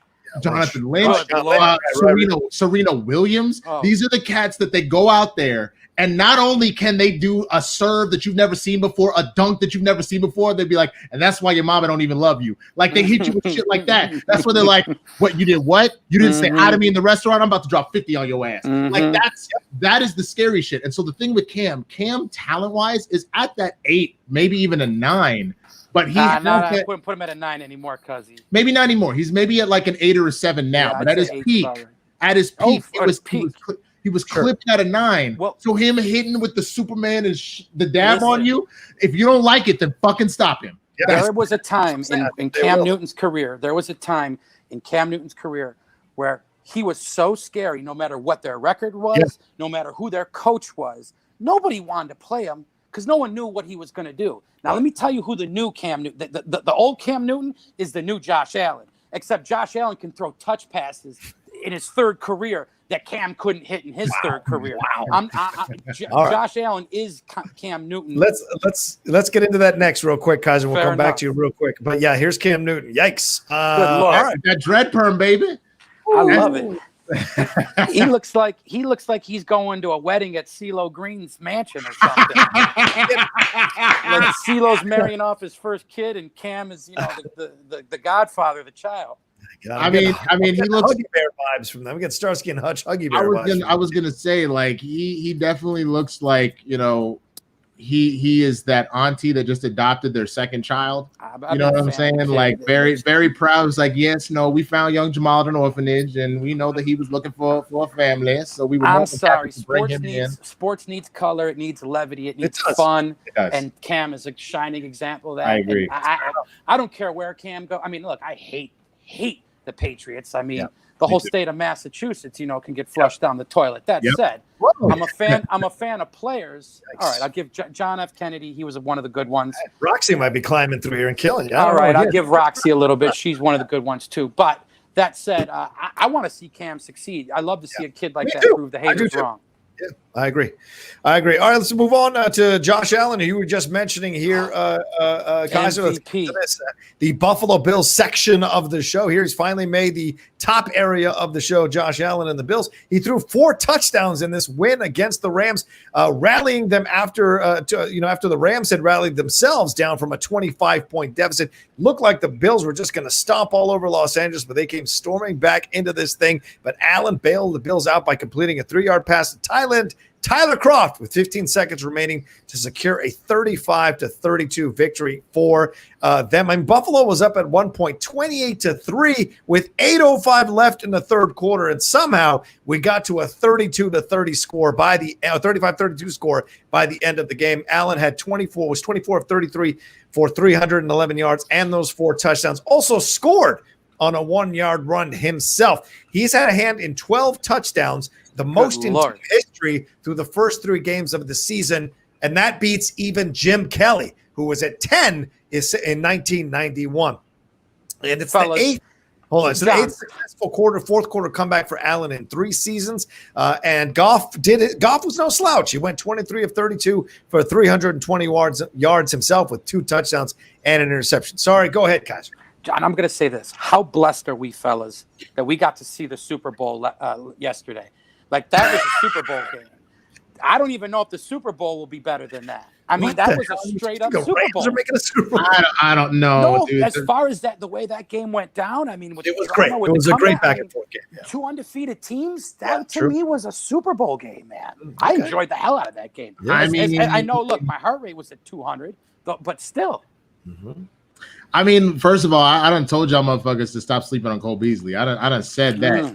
How many times did Cole Beasley kill out Mo and Dak, bro? Like, he's that little scat back. He reminds me or the little scat receiver, the slant receiver reminds me so much of Edelman. Just you need me to fucking go lay out. Okay, cool. Let me go grab. He's the man. He got a heart of a lion, that kid. Yep. And now Stephon Diggs, they finally got a real receiver in that city. I don't know how long it's been. I think Andre Reed was the last time we had a receiver worth of shit in that city. True. Yeah, they got them. See, as Cole Beasley, you mentioned Winston, 6 catches for 100 yards. Stephon had himself a touchdown. Cooper Kupp had 107 yards himself. But this Darrell Henderson Jr. kid for the Rams, this kid is for real. 114 yards, 1 touchdown. Todd Gurley, who? You know, they don't. Malcolm Brown, who? They don't. This kid has stepped into that void and is really a big reason why the Rams are bouncing back from a terrible season last year with Jared Goff riding alongside him. I think they're doing fine. You just got to see now. And I think this was a good wake-up call for the Buffalo Bills, to be honest with you. If you want to consider yourself the elite, it's been a while since the Bills were considered elite. You got to be able to handle games like this, and you can't fall asleep either. That's really important. They've fallen asleep when you're up 28-3 in the third quarter. Great teams will come back on you, and certainly Goff and the Rams have a great offense. So they put the Bills on their heels, but the Bills came back and got that touchdown, got that victory. So you got to give Josh Allen a lot of credibility. I've been touting Josh Allen since his rookie year when he came in with Buffalo, so I'm not surprised to see him playing so well here. I'm just happy he finally got a coach and players around him who are really going to bring out the best in him. It's hard to game plan for a kid like that when he's going out there and he's playing schoolyard football. Yes. I understand you got to stick to a game plan, but you also take a page out of Brett Favre's book. That's why it's so hard to game plan for Favre, because guys just take it in their own hands and you can't game plan for it. Yep. You know, I mean, Michael Vick in his heyday, good luck game planning against him, because he's just going to go this way, that way, over the top. Like, guys like that are freakishly talented. And so, I mean, right now, I wish the Bills could do a little bit better of what the Rams were doing in running the ball. I don't believe in Singletary all that much. The backup, we've yet to see. I forget the rookie's name. He's a talented kid. I forget his name, but the Bills have proven the only person who can really rush the ball effectively on that team is Josh Allen. Yeah. I don't know that you can sustain that way of thinking and get to a Super Bowl. I think you got to be able to run the ball, and so we'll see. It's just exciting to watch these Bills go out there, and they're playing with a whole newfound energy, man. And we all know their defense can shut you down. Yeah. So, Stephon Diggs, thank you for coming to the land of snowplows and buffalo wings. I think Stephon Diggs is going to enjoy his time in Buffalo more than Fargo, Indiana, or Minnesota, wherever he was playing before. Absolutely. You know what I mean? So I'm excited for this team. Rams, I think they're in trouble. I think they got a great coach. I don't think Goff is a closer. I think he's a talented kid, but I just don't think he can close the deal. Maybe not. I mean, he brought him back, though, and you got to give him credit for that. Give him credit where credit's due. Right. We'll see how they react to this whole situation. And remember, and as Winston said earlier, though, they're one offensive pass interference call away from losing to the Cowboys. So that's certainly – And that's what I'm saying. The Rams have not given me enough evidence that as a unit that they're actually something to be worried about. I understand that they're 2-1. There's chinks in the armor. You know what I mean? There's a lot of them. There's a lot of them. The only thing that I've seen consistently from them, obviously Henderson has stepped his game up. Yes. Is Aaron Donald. The rest of this team is sus as fuck, bro. Yeah. Like if we were playing Among Us and they were out here being like, yo, so-and-so will probably, no, you sus as fuck. I don't trust you. That's how I feel about the Rams. They have not given me proof that there was something to be worried about. Jared Goff still hasn't made up his mind if he wants to be good or not. You know what I'm saying? Like he had a good game here, but which Jared Goff are we going to see on what day? You know what I'm saying? Does anybody else think that Goff looks like he looks like Gosling and Drive on steroids, right? He looks like a nastier, big old, but he don't have that. I don't think here's the thing. I don't think he's got the personality for the game. No, I think he's kind of wears this weird look on. He's kind of soft. Look at Dak. Even when Dak is losing, he stands up there looking like Mount Rushmore, just like chiseled. And he's like, he takes his lumps. He's got that tough exterior. And I think that's the difference between guys like that. So I'm trying to say, look, Jared Goff got drafted as the first thing to come in with the Rams moving back to LA and shit, right? This boy, real talk. If you told him that somebody accidentally left his Uggs on the plane and he couldn't wear them to the stadium, would start crying. Like, come on now. I'm not a little Justin Timberlake on that. I bet has he come to the stadium in Ugg boots? I don't know, but he's dating an Instagram model, so I don't know. Well, I'm just making that fucking quarterback of the LA Rams. Of course, he's dating Instagram models. Well, hey man, if you're in San Francisco, if he ain't, his daddy needs to have a talk with him. I'm just saying, if you're in LA, you date Instagram models. If you're in San Francisco, like Jimmy G, you date porn stars. So it just depends. That's true. Yeah, that's true. Right? Isn't that the same thing though? Porn stars and Instagram. Whoa! All right, Aaron Donald. Winston, make a great point. He had 6 tackles yesterday, 5 of them solo, 2 sacks, 3 tackles for losses, and 3 QB hits. That's pretty incredible stuff. He even set up the Rams with that, causing Allen to fumble the ball, which put them in position for Henderson to run in that touchdown and possibly get the Rams that victory. But, of course, Josh Allen led him back, and they got that W instead.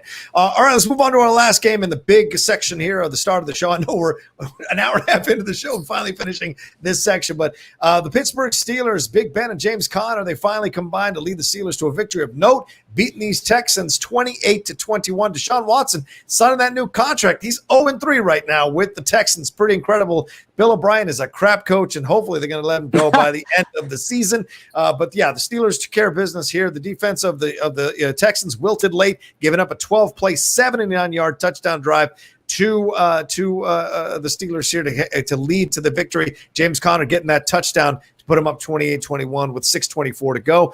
Conner finished with 109 yards rushing and added 40 yards receiving. Anthony McFarland, who ran for 42 yards, also helped out. And Benny Snell Jr. converted a key 3rd and 1 on the go-ahead touchdown drive. This is the first time the Houston Texans were 0-3 rather to start the 2018 season, and they still won the division. So if you're a Texan fan, you're not out of it, but it does not look good. Big Ben threw 237 yards and 2 touchdowns.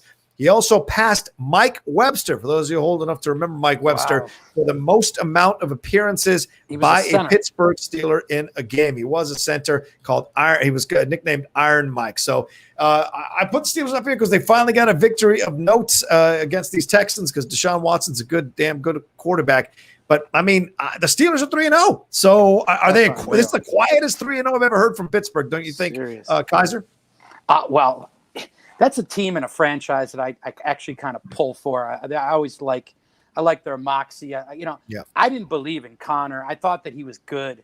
And he may not look like the fastest running back in the world, but damn if you don't go out there and get you 80, 90 yards, 40 through the air. I mean, what they're doing with their backfield is commendable. Like, they're finding room for all these guys to play. That's what you got to do. Juju's a baller. This defense is for real. Maybe they're not. I guess their secondary doesn't look as tough as I thought they were, but we'll see if that was just 1 week. To that end, you can't fault Deshaun when you don't put nobody around the poor kid. I mean, Will Fuller, God bless him. Yeah, he ain't D-Hop, but David Johnson, I think he's kind of hot and cold. I don't know how you put this all on Deshaun. Let's face it. It's not on Deshaun Watson. This is Bill. No, I know. And going into Pittsburgh is never easy for anybody. So I think the jury's still out on Pittsburgh. We'll see if Big Ben can stay healthy. I'm not 3-0. Great. I'm not super excited about that team. Yeah. They kind of got that Bills syndrome where they find a way to blow it in the end. So I pull for them, though. I do like that squad. I love the coach. I've always been a fan of Tomlin. So I hope they do well this season. I'm kind of pulling for them. Winston, thoughts on this game? I mean, I feel like Bill O'Brien. You said, watching this game, we realized Bill O'Brien's not a good coach. No. The minute he said, let's get rid of the best receiver in the game for chips on the dollar, he's been bad. And he pulled the same move Chip Kelly did, and I think his shit's going to go up in flames. We don't want no divas. We don't want whatever. And it almost comes off even slightly, because remember, Chip Kelly got rid of Deshaun Jackson and Shady McCoy. And then the Eagles collapsed. Why would you break up that bromance? Yeah. Those two on any given Sunday could just beat anybody. They were two of the fastest dudes in the league on the same team, that you have a threat on the flats from LaShawn, and Deshaun will just gun it, and you could just fucking out it to him. That shit made no sense. The beginning of last season, I won a lot of money on the Texans because nobody believed them. And the point spread was a little lopsided. I'm trying to tell you, man. So, honestly, Bill O'Brien feels to me for Deshaun Watson what Jeff Fisher was to Vince Young, and it scares the shit out of me. I do not want to see this kid who has so much fucking talent and promise watch his career go up in flames, having to deal with a dude that is making his life fucking miserable. You're going to get him re-hurt by putting him in these positions without giving him weapons, and he feels like he has to constantly scramble to survive. You genuinely thought that Cobb, Fuller, who can't stay healthy, Kenny Stills, and Brandon Cooks was going to be enough to do something? Nah. All of those players have been up and down or riddled with injuries or whatever. Yeah. What nonsense is that? So to clarify this, I didn't say he was now a bad coach. He's been a bad coach for a while for this. I just feel like I agree with you. His offseason moves were some dumb offseason moves. And we talked about it on the show when they made that move with DeAndre Hopkins. We don't understand what they were doing, and bringing in that carcass of David Johnson and try to run the ball, such a massive mistake. And you're seeing the difference. You're seeing the difference, in this situation. Now, the Steelers have the Titans next. So we're going to see what they're made of in Tennessee. And then they've got the Eagles, Browns, at the Ravens, then at the Cowboys. It's a tough schedule. So it's a tough schedule. Then they're going to be at the Jags, then the Ravens at home, then the Colts. Wait, are we playing the AFC North this year? Yep. Man, fuck. That's two easy wins on the Browns and the Bengals, but I got to play the Steelers and the Ravens. Man, fuck this shit. It's going to be an uphill battle, Cuzzy. It's going to be an uphill battle for you. I mean, I think we can, looking at that, I think we can go 3-1. I don't think we have the sauce for the Ravens, but I do think maybe we can take the Steelers. I'll give us the Browns and the Bengals. I think that those are easy wins, even though Burrow does look pretty nice, even though that was a tie. But I don't I look at the veteran presence of the Steelers and the fact that they're doing what they're doing at 3-0, and that's a coin toss that I give closer to. I give them more credit. I say that's a 70-30 split. Steelers take that game from us. And then the Ravens, I have no faith that we can beat the Ravens at this point. Right now, you're sitting at 1-2 right now, Winston. But you've got the Browns, the Giants, the Cardinals, the Washington football team, the Eagles next. So you should win all those games, and then you play the Steelers at home. That could be that helps. That helps. Yeah. Only because I think Dallas is the only one that's allowing people to go to the games. So we're the only team that actually has fans in Kansas City. I was like, when the fuck did they start letting people Kansas in? City, Dallas, Jacksonville. Yeah, I'm Florida. curious how that system works. Miami too. Miami's letting them go. I would love to read the protocol. It's like obviously you get your temperature taken, but I mean, how do bathrooms work? And like, I mean, what's the cutoff point? Well, how much do you have to pay? To each other, masks on. I can tell you as far as that goes, because like they're allowed 25%. So what's wild for Dallas, because that's 100,000 seat stadium. That's 25,000 people in that bitch. That's kind of scary. They had 25,000 people there for the game. Yes, yeah. That's 25%. They were allowed to do it. So that to me is scary. But like, I went to the drive-in to see Tenet this weekend. Nice. Like, it's a much smaller version of the bathroom rush.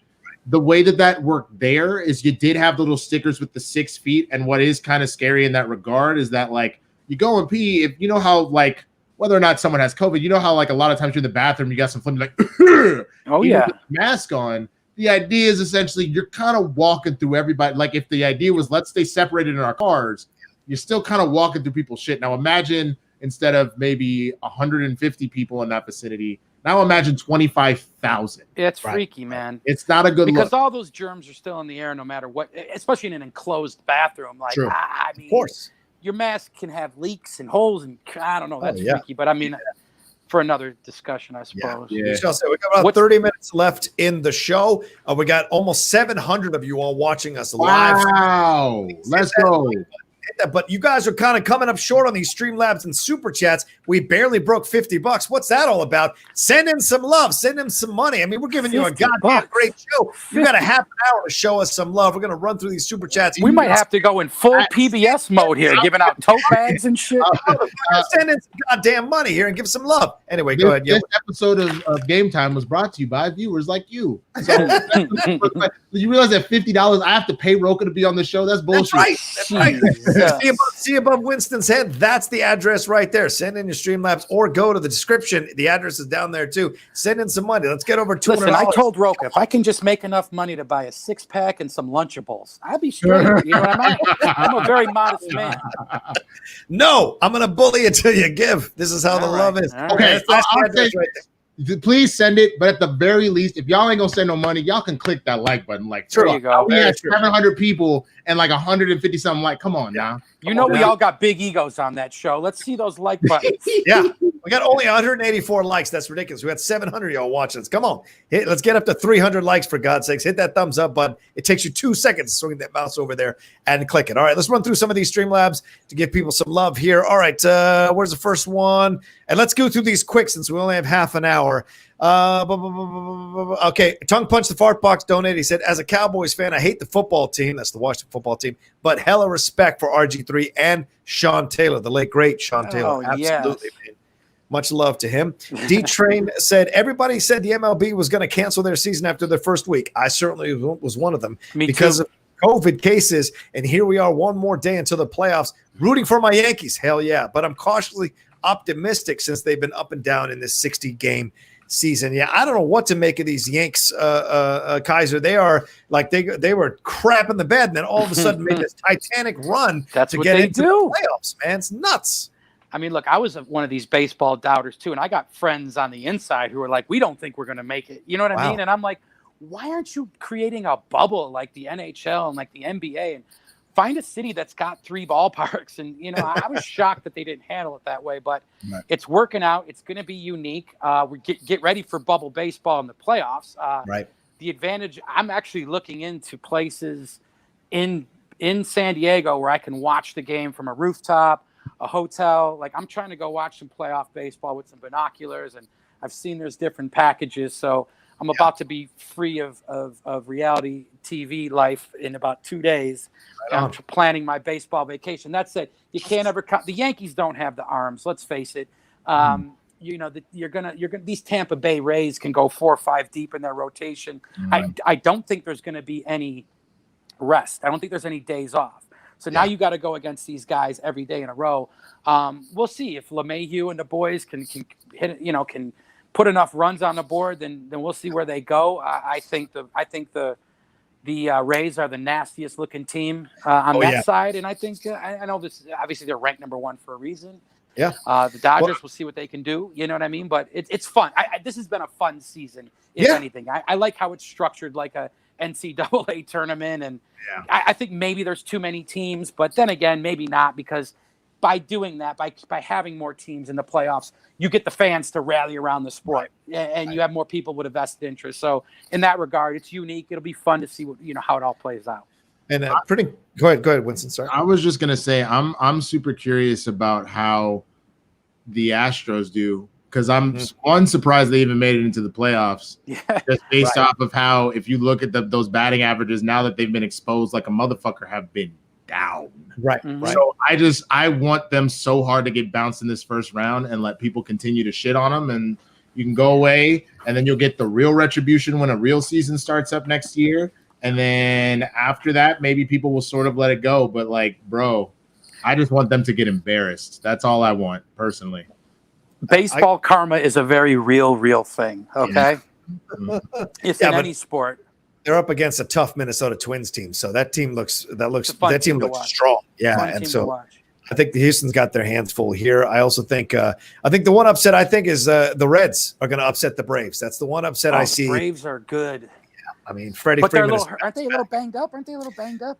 Ooh, the Braves? Yeah. Yes, so I think the Reds now are catching them, and the Reds have been kind of rolling into this playoff, so I think they're going to catch them, and they look good. Everyone else looks to me like it's going to go chalk, except my Yanks. If you call it an upset, beating Cleveland possibly, but you never know when we play Cleveland in the playoffs, man. It's always a toss-up with the. I love how this is all working out, because like the NHL Stanley Cup Finals are about to end as baseball and basketball's heating up again. True. Like, I know this whole COVID Twilight Zone nightmare has weighed on us all, but like sports has found a way to rally like a motherfucker. And I'm not even a huge NHL fan.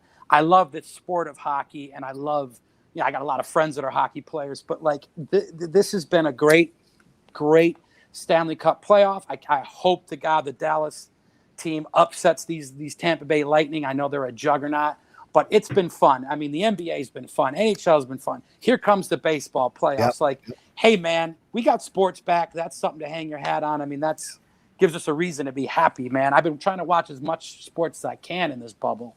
Yeah, absolutely. I agree with you, man. I mean, we started the show, Winston knows, we started the show when there was no sports. There was no live sports. Everything was except the Schmodown. Except the Schmodown was the only sport going. Yeah, right. We almost made the top 10 list in ESPN when Ace shocked the world. Oh, wow. Yeah, that's true. Good point. Or when Chandru shocked the world, too. No offense. There's yeah, exactly. There somebody still a little bit better. Somebody just a little bit better. I can't win this argument. I'm going to shut the fuck up. Let's keep going real quick. We got 23 minutes left. Fillmore Pocket says Bears are 3-0. Damn right they are. I don't know what you do with that. We'll see. I think that we did this. We have been giving Jay so much shit about how many goddamn tight ends the fucking Bears have. We just kept putting good karma in their corner. That's true. Great point. Hey, Joseph, sorry, go ahead. Go ahead. What your question? My question was, who did Cleveland play yesterday? The Browns. They beat my Washington football team 34-20, I think. Okay. Yeah. I'm going to leave it. I think Cleveland's got the best rushing team in the league right now. Like, I don't want to go against Nick Chubb and Kareem Hunt. Jesus. No, they look great. But keep the StreamLabs going, yeah. Yeah. Joseph Curran says, can Kaiser be a regular on this show? Also, don't be hating on my Panthers. We'll draft Justin Fields in the draft and be back in business in a few short years. A few short years? Who y'all got? If it's a few short years before you're in the conversation, that means the conversation I get to have is not like shit. That's pretty much how that works. Like, right now, you want to shit on the Rangers. You have fun. We look horrible in the short and ass season. And you have all the right. Can't say shit about the Stars. it's debatable whether or not you can about the Cowboys, and you probably really can't say shit about the Mavericks because we exposed the Clippers for the frauds that they were enough that the very next series when they got bounced by Denver, they fire fucking Doc Rivers. So nah, motherfucker, I'm gonna talk all the trash. That's true. That's true.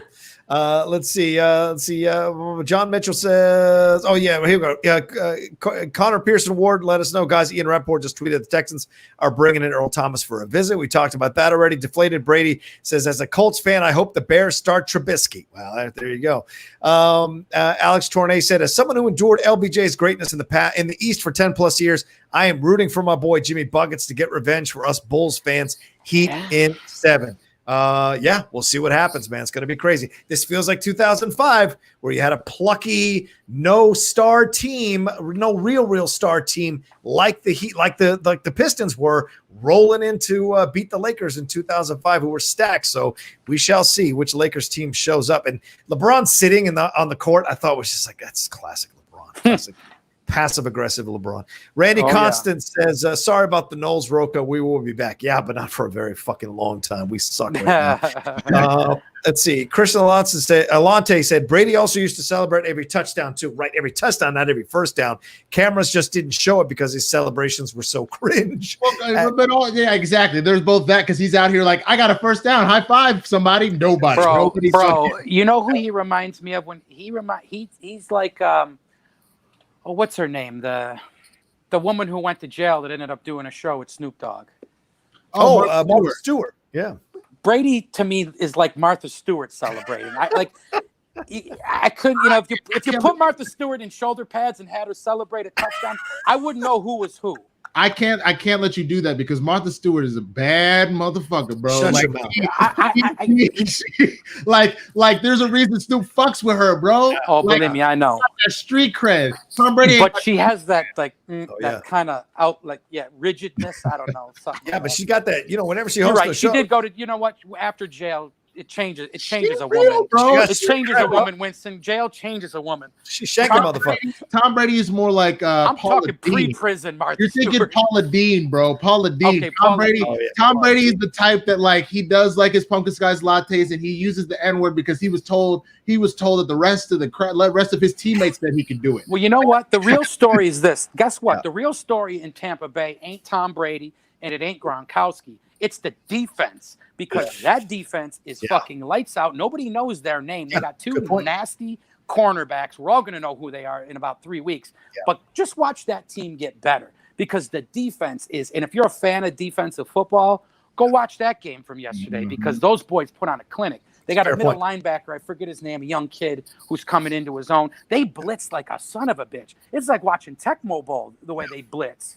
Yeah. Fun defense over there in Tampa. Yeah, you're not wrong. I mean, I was going to get to the rest of the games, but we got so much to get through here real quick. Yeah, get the StreamLabs in.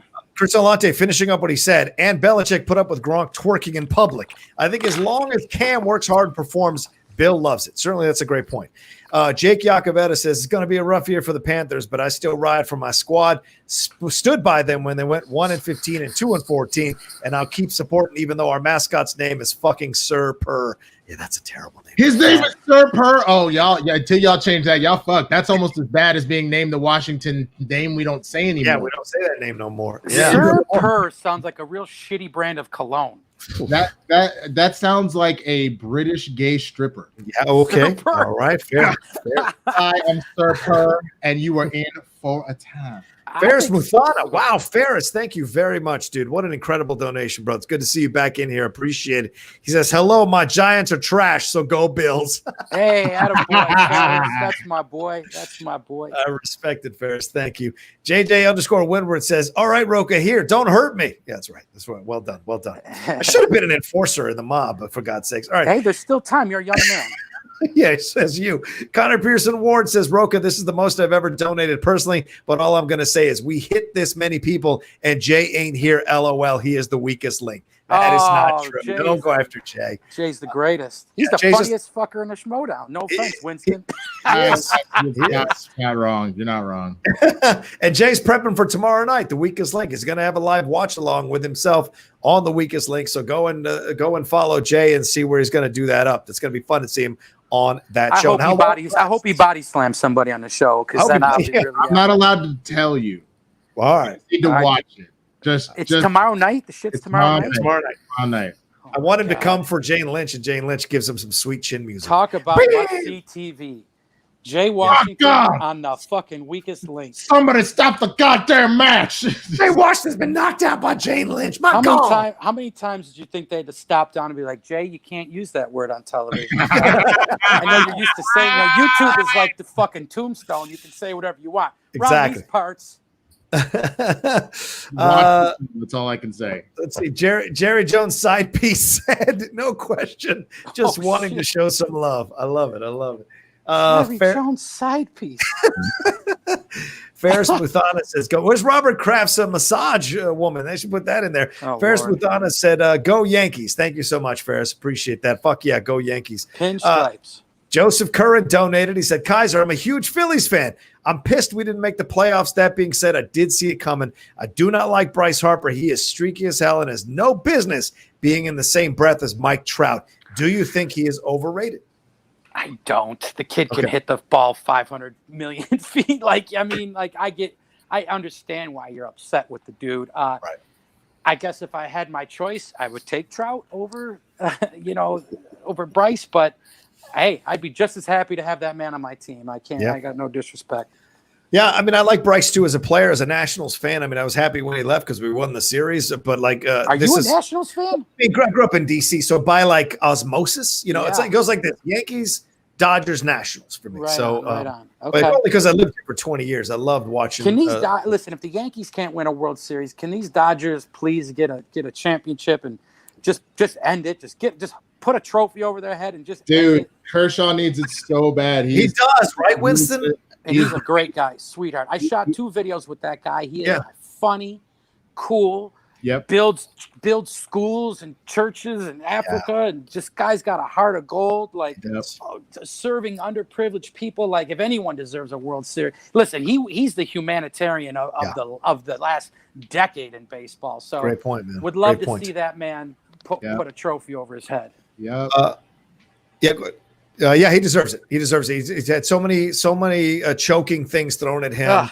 If they face I think they're going to face the Rays in the World Series, and I think they're going to win it once and for all, and against a tough Rays team too. If I was a gambling man in Vegas, which I am, if that was the World Series, I would go with the pitching of Tampa over the moxie of the Dodgers. That said, I'd want the Dodgers to win, right? But I think Tampa wins that. But do you think? Is that you? Who do you got in the World Series finals? Son of a bitch.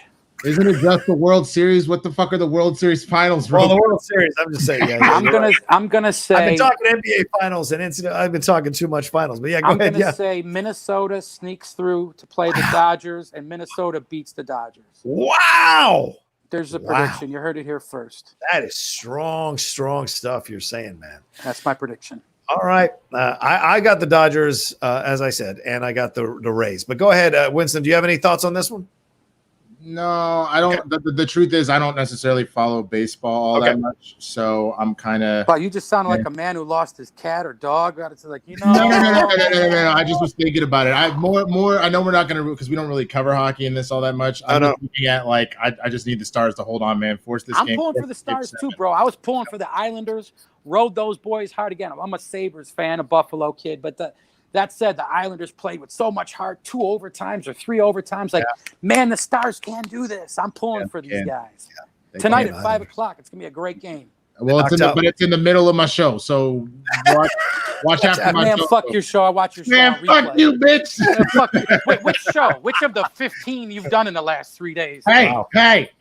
It's a series premiere, ho. You can watch my show first. I was gonna ask you to be on it. Maybe I would change my mind, you motherfucker. Oh, come on, you put me on, and everyone comes. They want to see me and you yell the top of our fucking lungs at each other. We can't. There's a swear jar. You can't swear on it. Did you just look around for 1 second? Look at what do you think? I think we probably broke the noise record on YouTube today with these 3 with the biggest. You couldn't put 3 bigger loudmouths on the stage than these 3. Like, I'm quiet next to you 2 motherfuckers. It's very true. I was actually shocked how tame you've been all show. I thought it was all burning down today. What are you trying to say? I'm trying to say that I'm a loud motherfucker, and you got me beat a lot of the time. So I was very surprised. He knows if he goes too far, I'll drive that hotel room. We're going to have a conversation. I don't want to catch a clothesline from the outlaw. Nobody wants that. All right, Tim donated something. He says, shout out to my old coworker, John Kaiser. From producing kid shows at PBS to working with the outlaw, you made it, kid. Wow. Who's that? A guy named Tim. I don't know if you know Tim. Tim from WXXI? He says producing kid shows at PBS, bro. We did Assignment the World, which was a children's news show. Wow. It was the longest running PBS show in the history of PBS at the time, 50 years on the air.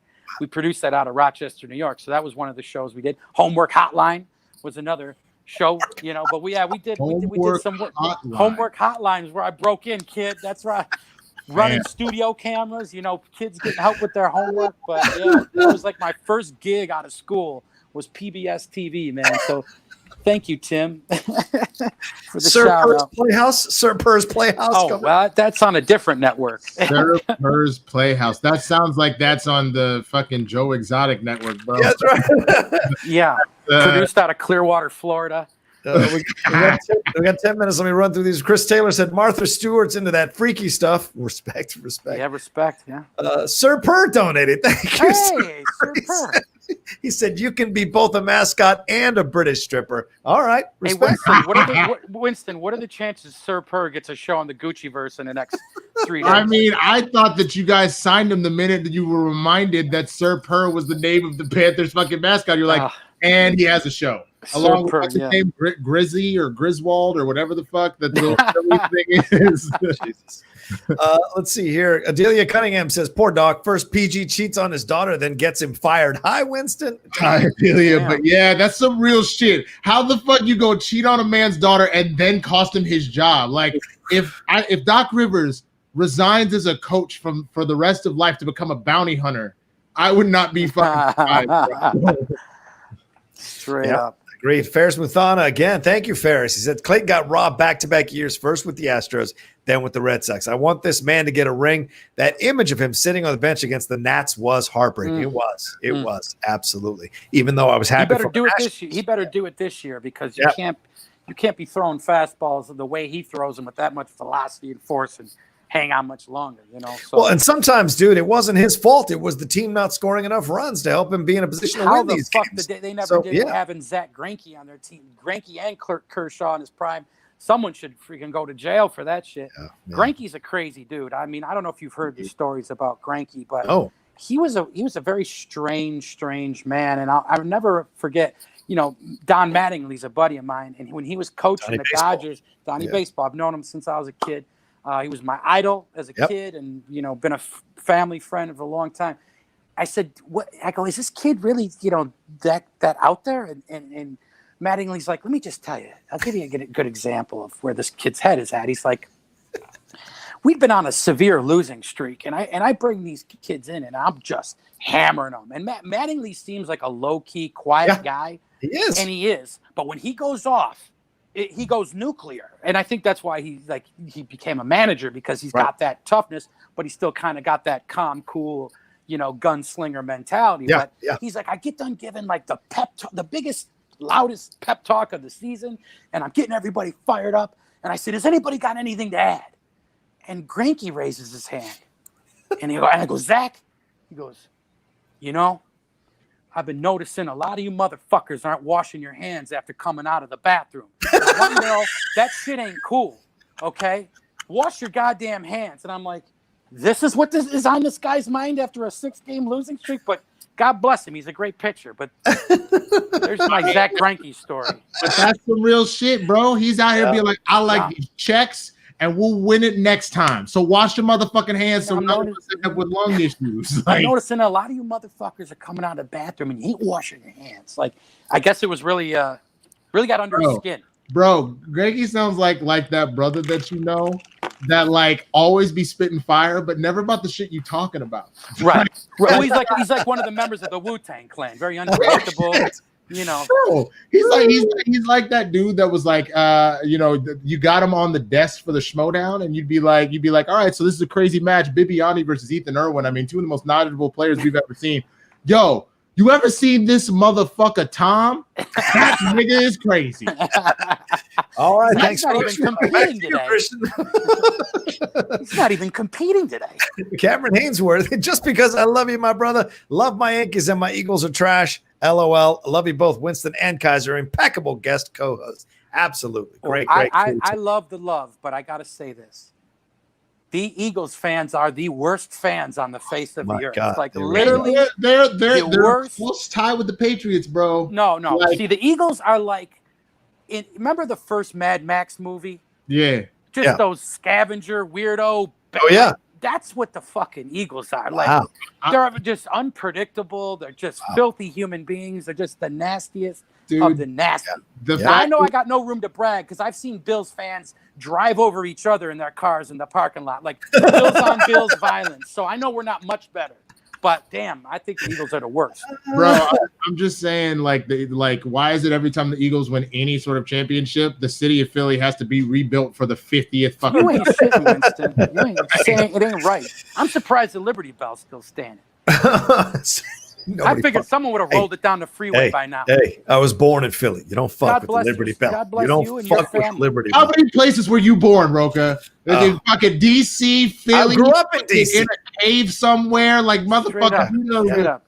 I'm older than time, bitch. Rocha's the only guy I know who's traveled through multiple universes and can tell you about it. It's true. I It's true. just realized fucking Rocha is a Doctor Who, bruh. That's right, He is a bitch. Doctor Who. Reincarnated Time motherfucker. Yeah, I think that's about as Time Lord. accurate as I I've get my ever brown heard. TARDIS because I'm Latino. All right. He's somewhere between Sammy the Bull Gravano and Doctor Who. He's got a little bit of both. My favorite tweet today was, this is what you get when you elect Paulie Walnuts to be your president of the United States. I would laugh my face off on that one. Mark J. Spears said New Orleans Pelicans and the Sixers have already reached out to former Clippers coach, head coach Doc Rivers for their head coach openings. I could see him with the Pelicans getting Zion and that team in playing shape. Maybe the Sixers too. Maybe he knows how to guide these young kids into a position to win games. Maybe not the big game, but something. We'll see. Rocha is immortal. He is from Earth. Goddamn. He is immortal.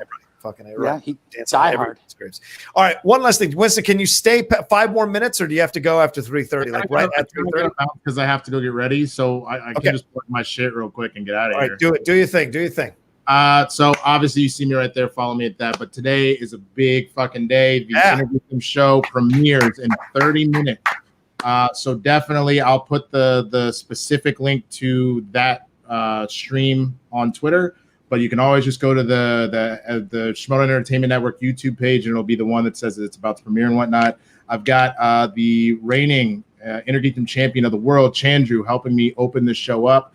And we are going to get into essentially this format of the show is we're going to talk about some of the greatest questions you've ever seen in Intergeekdom matches or from Intergeekdom slices, stuff like that. Oh, shit. All right. We're starting off with a doozy. I don't want to ruin the surprise. So come on through. Have fun with us, man. It'll be so dope to have y'all here. This is an honor to be given the show, so I'm excited. Other than that, Blurds Tuesdays and Thursdays at 2. Swag Back Thursday. We are back this Thursday, so definitely come check out that. Swag Day Fun Day on Sunday. We have Rachel Silverstreet, the Switchblade, and the Warfather. This motherfucker and Gucci will be on Swag Day Fun Day in a few weeks, so definitely check that shit out. What's the last thing? When the fuck do you sleep, by the way? You do shows 20 hours a day. I don't. If I'm not doing that, then I'm doing some shit for TV. I don't sleep. Literally. I laid the blueprint down. Everyone's following after me. Whatever. Whatever. Just improving on it, Rocha. That's Shit, here we go. Calm down. Calm it down. An hour and 56 in, we're going to have a gang fight.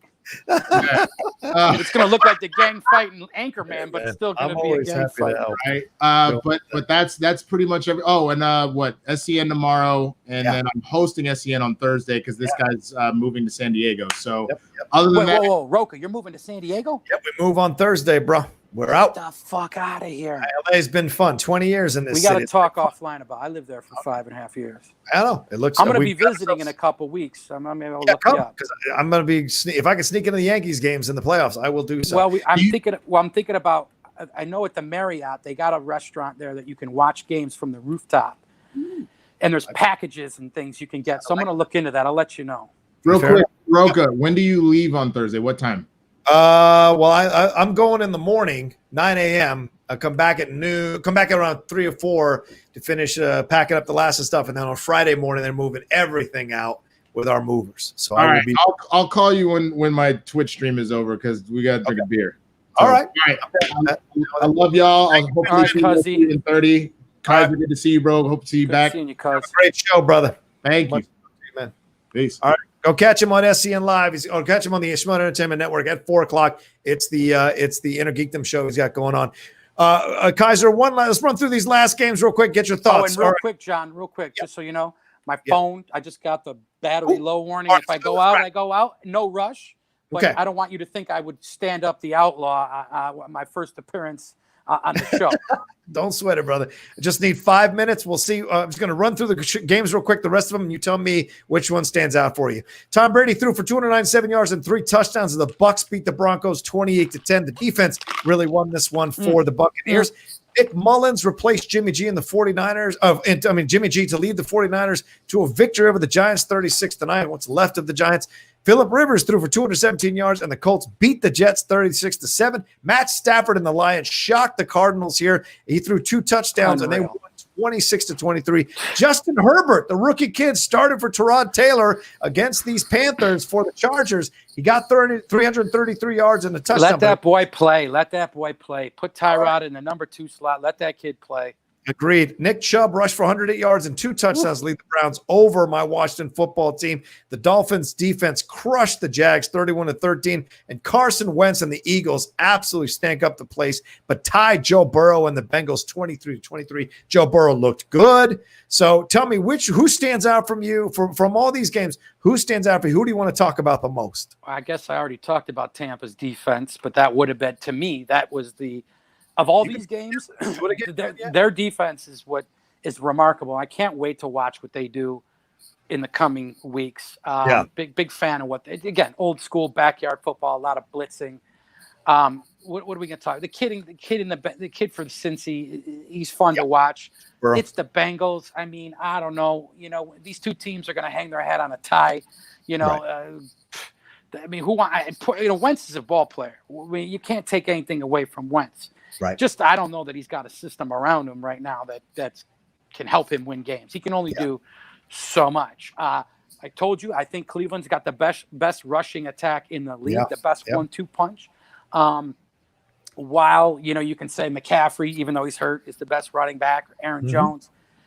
Chubb and Hunt what do you do? It's like always having a fresh running back of that caliber. I'll be interested to see what the Browns do. They've won some games.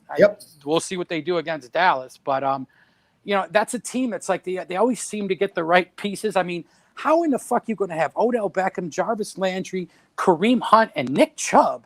Yeah. And I know their defense is dog shit except for the kid on the D-line or the Miles, whatever his name is. But, the defense is crap. But, they're an interesting team, I don't know. Rivers, I always pull for Rivers, but that Indianapolis defense was something to watch. True. None of these teams are really exciting to me, John, to be honest with you. Brady's and, the change of, that's going to be an interesting narrative to watch play out and see what he does. He's the greatest that ever lived for a reason. So, I'm curious. I'm just trying to figure out who I'm going to pick next week because I do a league. I got to pick 4 teams against the spread. And I picked this week. I had the Bills right, -2, got by the skin of my teeth. Had Seattle right. I think it was -4 or 5. Picked that one. Yeah. I lost going against Arizona. I thought they were going to beat and cover against Detroit. You can't count out Matt Stafford. It's true. He's just a wily veteran. Man. It's an interesting season, but maybe I can come on. You can do a segment where Kaiser makes his picks for next week, and I can try and help out the fans. I've been thinking of doing a show on Friday where we do that, where someone comes, make our picks and do our DraftKings or daily fantasy picks for the week. I'm always paying attention to that. All right, man. If you're down, let's talk about it. Definitely. I'm in. The two things I would say, one, I agree with you about the defense with Tampa Bay Buccaneers. Watching that game yesterday, it felt so similar to Peyton Manning's last run with those Broncos. It feels like that defense is lined up and ready, and Arians knew, I got to take care of my quarterback. He's definitely got a Super Bowl chance here with us. I got to make sure that defense is squared away. And Tom getting Mike Evans back has been the difference here with figuring out that offense. Gronkowski's not going to give him anything till much later in the year, but that defense has got to carry this old man to one more Super Bowl, and I think it's possible. And the other side of it is I think Justin Herbert, absolutely. Herbert is already ready to start. I knew that coming out of Oregon, man. That kid was more ready than Tua or anyone else I saw coming out of the team, even more ready than Joe Burrow. And I think that kid's ready to step in and lead a team to the playoffs. The Chargers need to just accept this situation, build that offense around him, and let the kid play. Hey, if Austin Eckler catches that flea flick or whatever they ran at the game's over. They win. Exactly. You know what I mean? I mean, that kid was off to the races. There was nobody around him that was going to catch Eckler. Yep. It's too bad. It's too bad. I would like to see him get that win. Yep, and they could have beat the Chiefs last week as well. It went to overtime. It was there. God, it was unreal. there.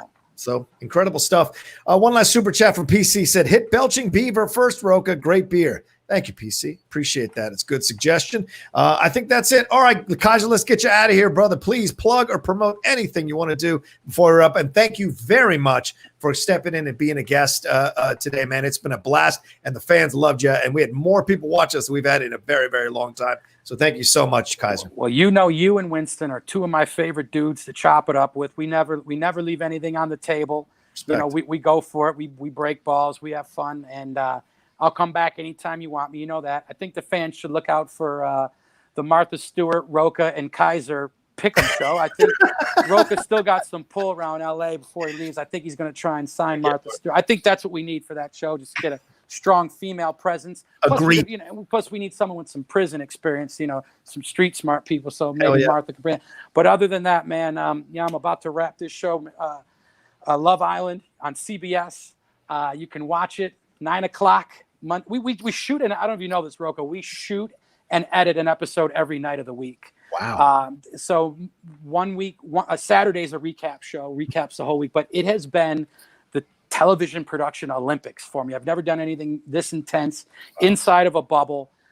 If we get through 2 more days without incident and no one being sick, we test every week. To me, it's going to be an achievement in film, television making. Just in this uncertain time to pull it off.